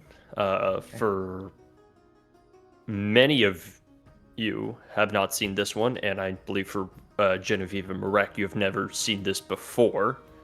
But transported into this bottle-like device he wears on his belt, teleports into this extra-dimensional space, and you now stand in like a rather large cylinder room filled with all sorts of devices, contraptions, paperwork of plans and machines, and kind of now at the center of the room, this large clockwork device that's constantly zapping lightning at one of the anchors of Akadon that now power this giant machine. And he'll kind of lead off to a corner where a teleportation circle is. Kind of just pulling this giant comical lever on the side. The room begins to spin just a little bit as clockworks and gears and a large humming just crescendos and crescendos until finally, all of a sudden, with a flash, we now stand back in Provenary.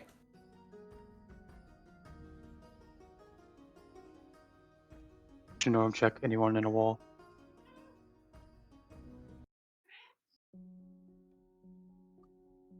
Nobody's in a wall here today. Okay. As you all return to Provenary, I will say about this time, it is... you return to Provenary in the Coastal Chateau at 5 a.m. local time. On the early morning of MTET 46th. There is no one in the house that is awake at this hour. As you return back, I guess to the teleportation room is fair, or to any room in particular. Tell me we don't have night guards? No, you do, but I meant like no one in the house is awake. They're patrolling the outside. Yeah. Mm-hmm. Yes. So then, yeah. Like, we should rest. Agreed.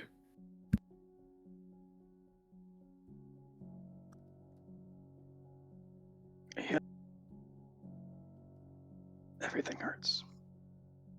I'm going to find somewhere that my mother could sleep and preferably have a little bit of privacy. Yeah. There's enough spaces in this house that you can do that. One of the night guards, do you think realistically I would have passed one on my way to Sure. do that? Yeah, if you're leaving the building for any reason, yes. You're out in the courtyard, they're around the house. There's only a few awake, but yes. Okay.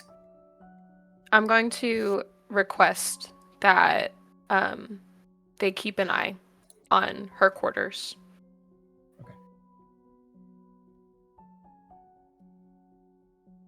Yeah. You pass by Torin outside. He's a orcish gentleman. All right, got it.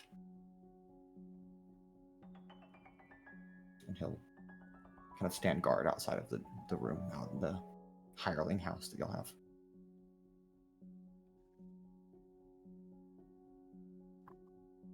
At that point, I will go ahead and just return to Marek and I's room. Sure. And Lorem Ipsum, as you each retire to your individual places of rest, any last-minute things any of you'd like to address? Yeah, so it is a new day, so I will be making a vial of acid. Fuck you. Understood. Before we sleep, Genevieve is kind of just staring at the ceiling and has been laying there for a while. Marek, are you awake?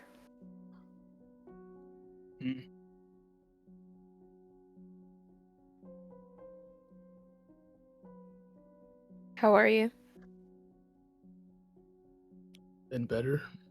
You? I don't know. This moment feels awfully reminiscent of the kind of darkness we used to face. Those nights in the frostbitten waste. Do you feel that way too? Yeah, actually, it does. A lot of people well, not a lot, but a couple people that we care about are gone. Just like back then.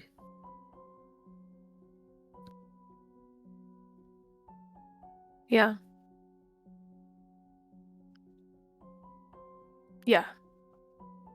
And she lays there for maybe a couple minutes of silence.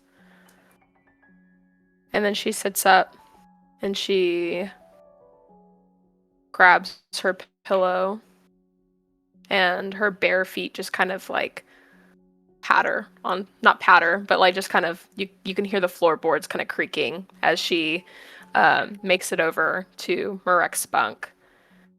And Marek, how are you laying? Just like laying on my back with like arms, like the typical like dad nap position, like this.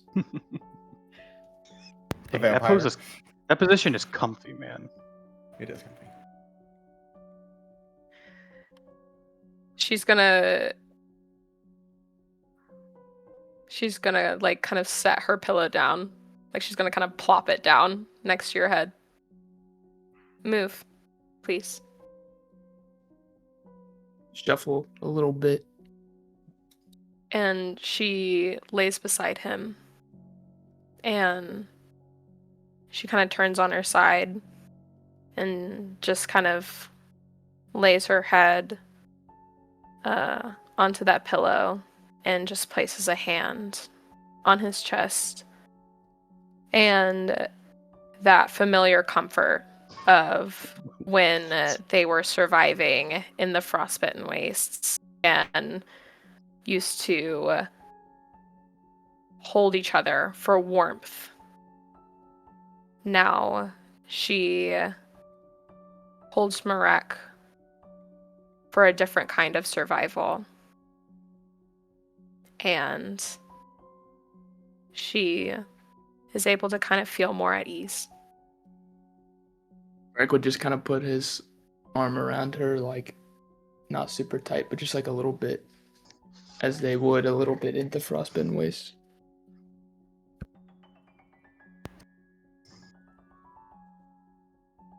Lorem Ipsum. Anybody else? Altrix also climbs into bed with Vellmon.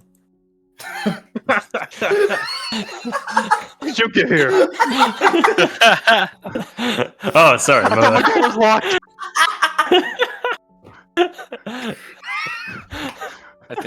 Oh, to get the knock first! God! You know what? I also So, get like like a big dog. Okay, let's all go into bed As with I crawl Vellmon. into bed, I accidentally bump into Zeiros. Oh, my bad. Sorry. I forgot it's your night. My bad. You're nothing. There's a schedule above his bed. Who Yeah, sleeps he hasn't with noticed Vellmon it tonight. yet. Yeah, 'cause he just can't at a- read! It's just above arm's reach. Oh no. No, the How fucking long has that been there? What? the best I part never is agreed to Shoney's this. name is on there too. Just for Well, of shits course and it's on giggles. there. Shoney has every night. It's there every night. Yeah. No, so It's what there every night. it, But he doesn't. He told Vellmon about Tony it. transforms yeah, into a what, middle where toed teddy Zeiros bear. is, right? Zeiros is actually above that. It says Owenal, but that's scratched out.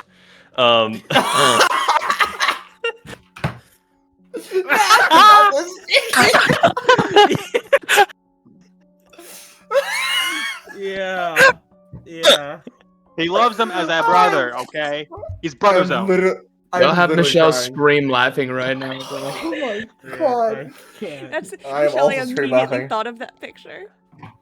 Yeah, I was like, okay, then we're going for that. Thank you for bringing it up. Well, aside Okay, so from who hasn't slept with Vellmon? well, let's not answer that question right now. I'm not too many hands. Instead, I will ask Everybody's the rest had of their the chance in that. Part.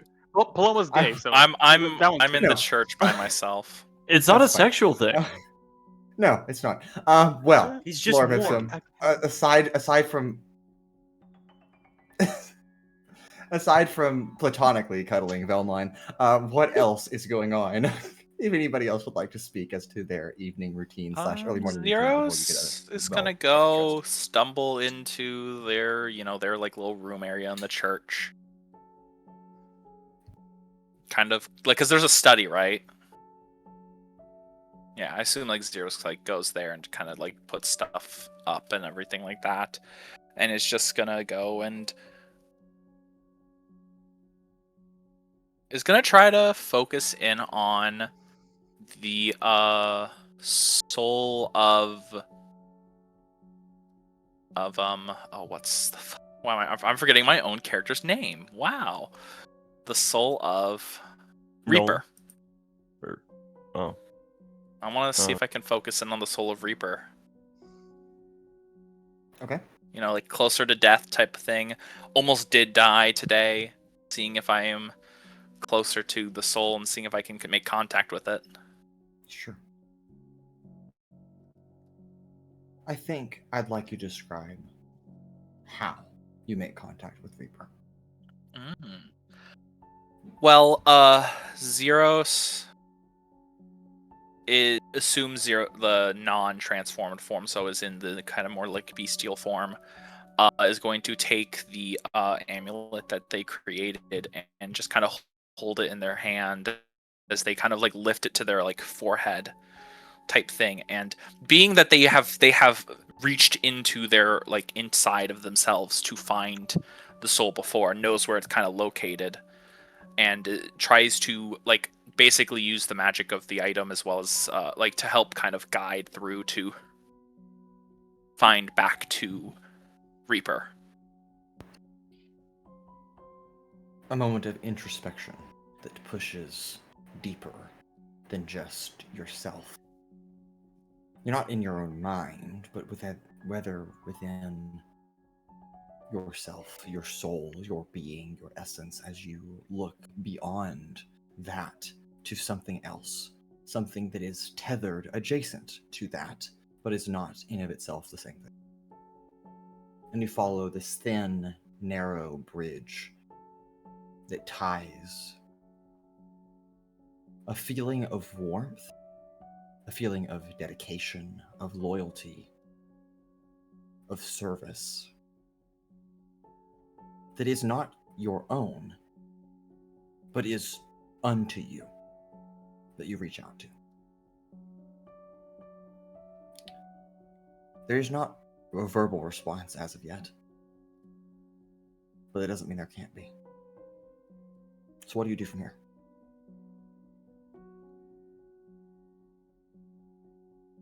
So I kind of have like that sense that like I've made like contact with Reaper type thing.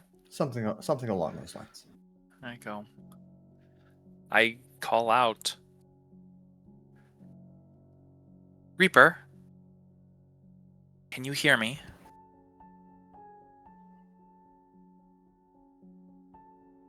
There is a lengthy period of pause.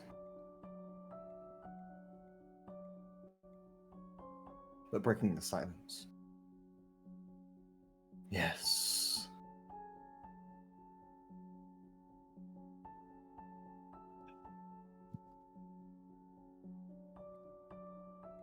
The current version of myself doesn't know you. But I wish to ask, did I force this bond we have upon you, or did you choose it?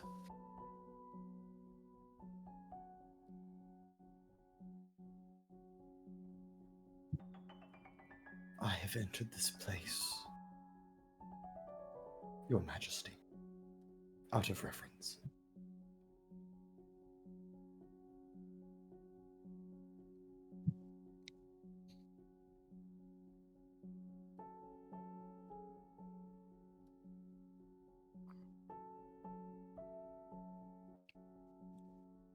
I see.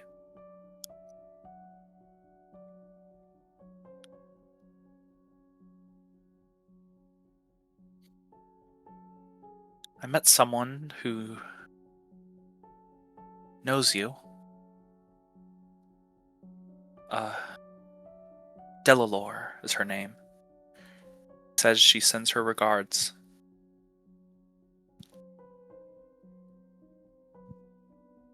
It is a comfort to know that she's still looking. Every time.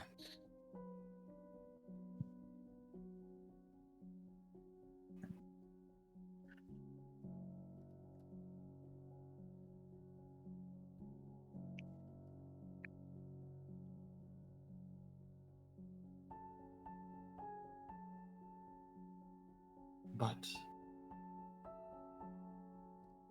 despite my friendship with her, I would not leave this place without you.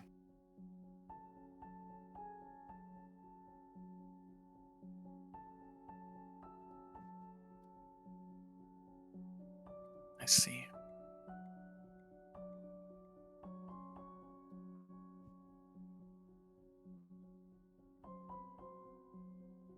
Do you desire to be able to leave with me, if possible?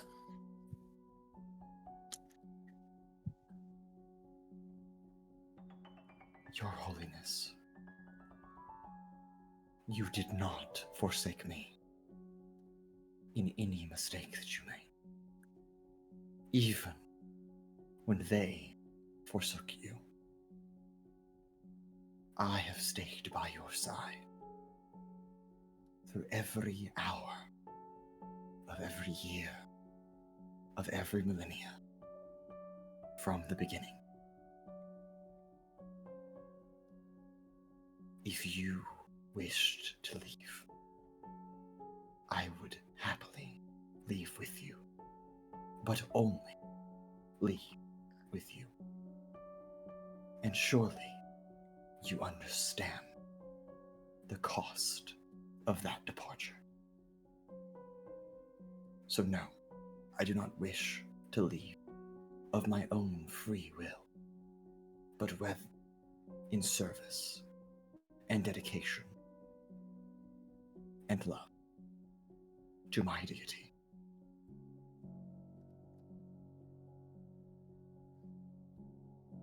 I see. Okay.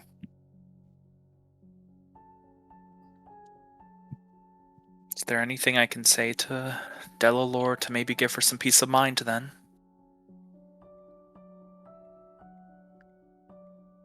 That I haven't said before? I don't believe you've ever made it this far before. But if you have the opportunity to talk to her again, tell her I'm right where I need to be.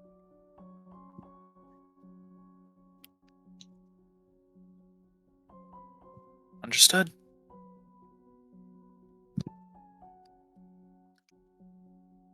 I'll try to come back again sometime.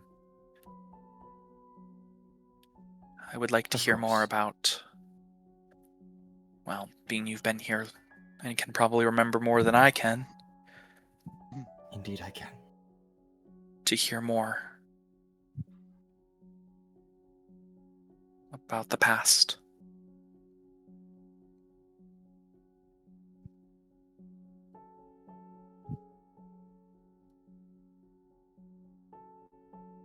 I will look forward to your return. But you've never left me, even if you didn't know it.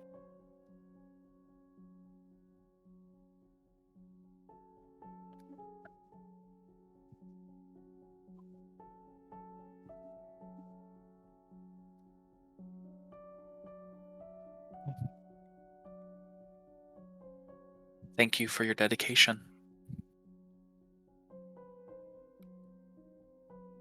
Thank you for your guidance.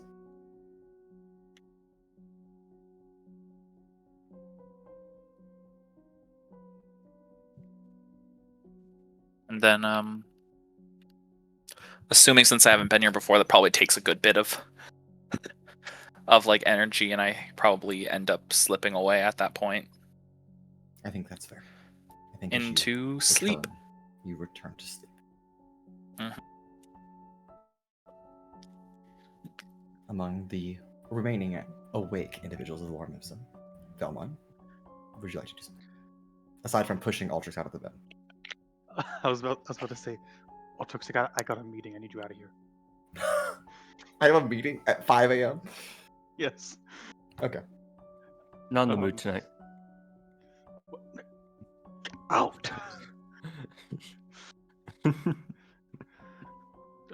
But, in all seriousness, he's going to go into really called a word, made a word for it. I guess Shoni's palace, Shoni's home. Yeah, we can call it Bedroom? Shini's Palace, that's fine. Bedroom, all of them are fine. Temple, whatever you want to call it. All of those are okay. No, I get in bed with Shoni. Of You course. left me for magic No. sword. It is night every night, so. No, I'm going in there. Is he in here with you?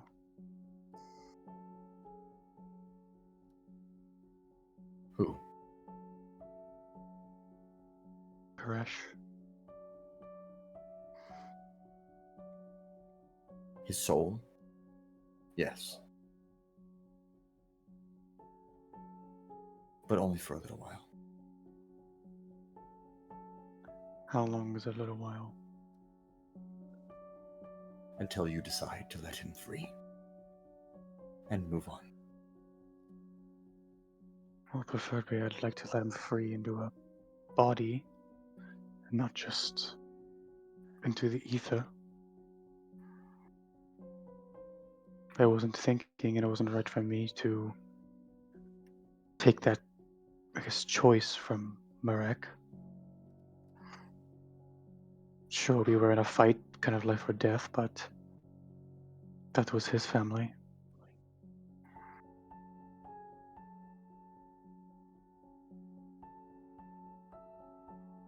Vellmon. You do not have to apologize for your actions. I understand. Unfortunately, there are hundreds to thousands to millions of families on this world, and worlds beyond. And loved ones are taken away every day. It is all right. You cannot prevent the death of a loved one, even of your friends. It wasn't just he died. I, through you, killed him, stabbed him through the chest, and splattered his blood all over his brother's face. To be quite frank, I don't care about the other families. Sure, they lose their loved ones, it sucks. I'm in the same boat, but if I have a chance to rectify that mistake,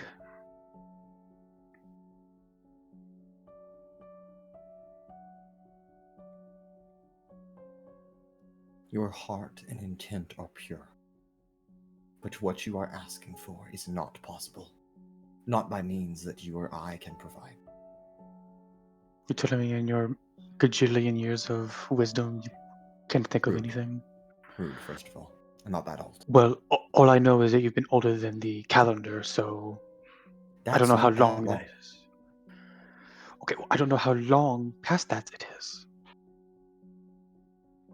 You don't really tell me a lot. Of course, resurrection could be performed. But just because it can be done does not necessarily mean that it should. And even if the capacity was available, which it currently is not,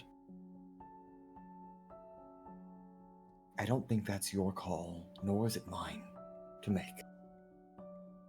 I'm not saying I'd go and do it behind his back. I'd obviously talk to him about it first. But I'd like to know my options before going and maybe getting his hopes up.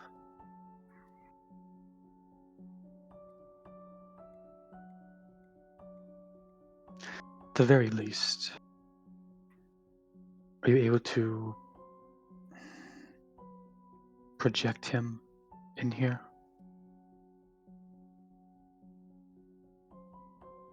I've never tried that before. That might be possible, so long as the soul remains here. I do Good. recall bringing all of you here accidentally, but that was a different thing, I guess. It involved a lot more stabbing. Right. But we could try. But I cannot make any promises that it will work. At the very least, well, so just so clear, I'm not talking about just bringing Murek in. I mean, are you able to project Koresh here so that possibly Merrick could get some final words with him? I think we would have to bring Marek here. Also, his name is Zarev, to correct you. Okay, sorry that I didn't write down his name in the middle of my fighting for my fucking life. It is okay. I am simply sparing you a awkward moment when you speak to Marek as a friend. Fair enough. It's Take worth a shot. Sharpie. Marks off K. Zareth. Yeah.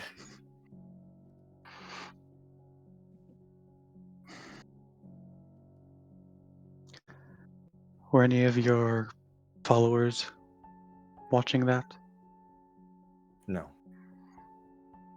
Not that I'm aware of. So they're not always stalking us. I think they more keep tabs on our location, not the specific activities that we are up to.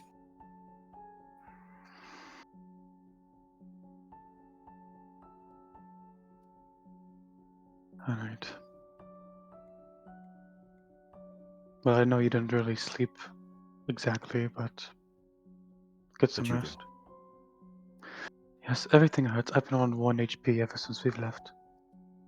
I don't understand the concept of HP, but you should sleep.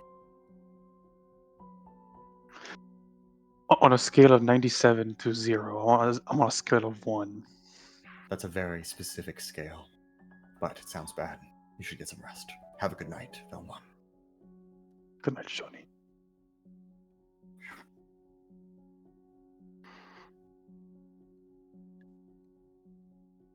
In the Altrix, room I told you to get out of my bed. in the room of Paloma and Sizik.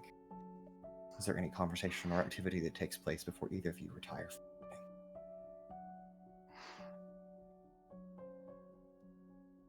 Okay. Sizik, there, as Paloma sets you down in your bed as you writhe throughout the night. But at least being home, or in this case, a home away from home, is a little bit of a comfort, despite an illness.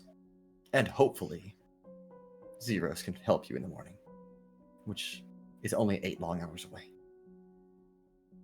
And with that, each one of our intrepid adventurers of Lorem Ipsum retire for the night. And we'll go ahead and close our episode right there. Thank you all for joining us. And as a reminder, the adventure does in fact continue, and we will see you next time. Have a good night. Bye-bye.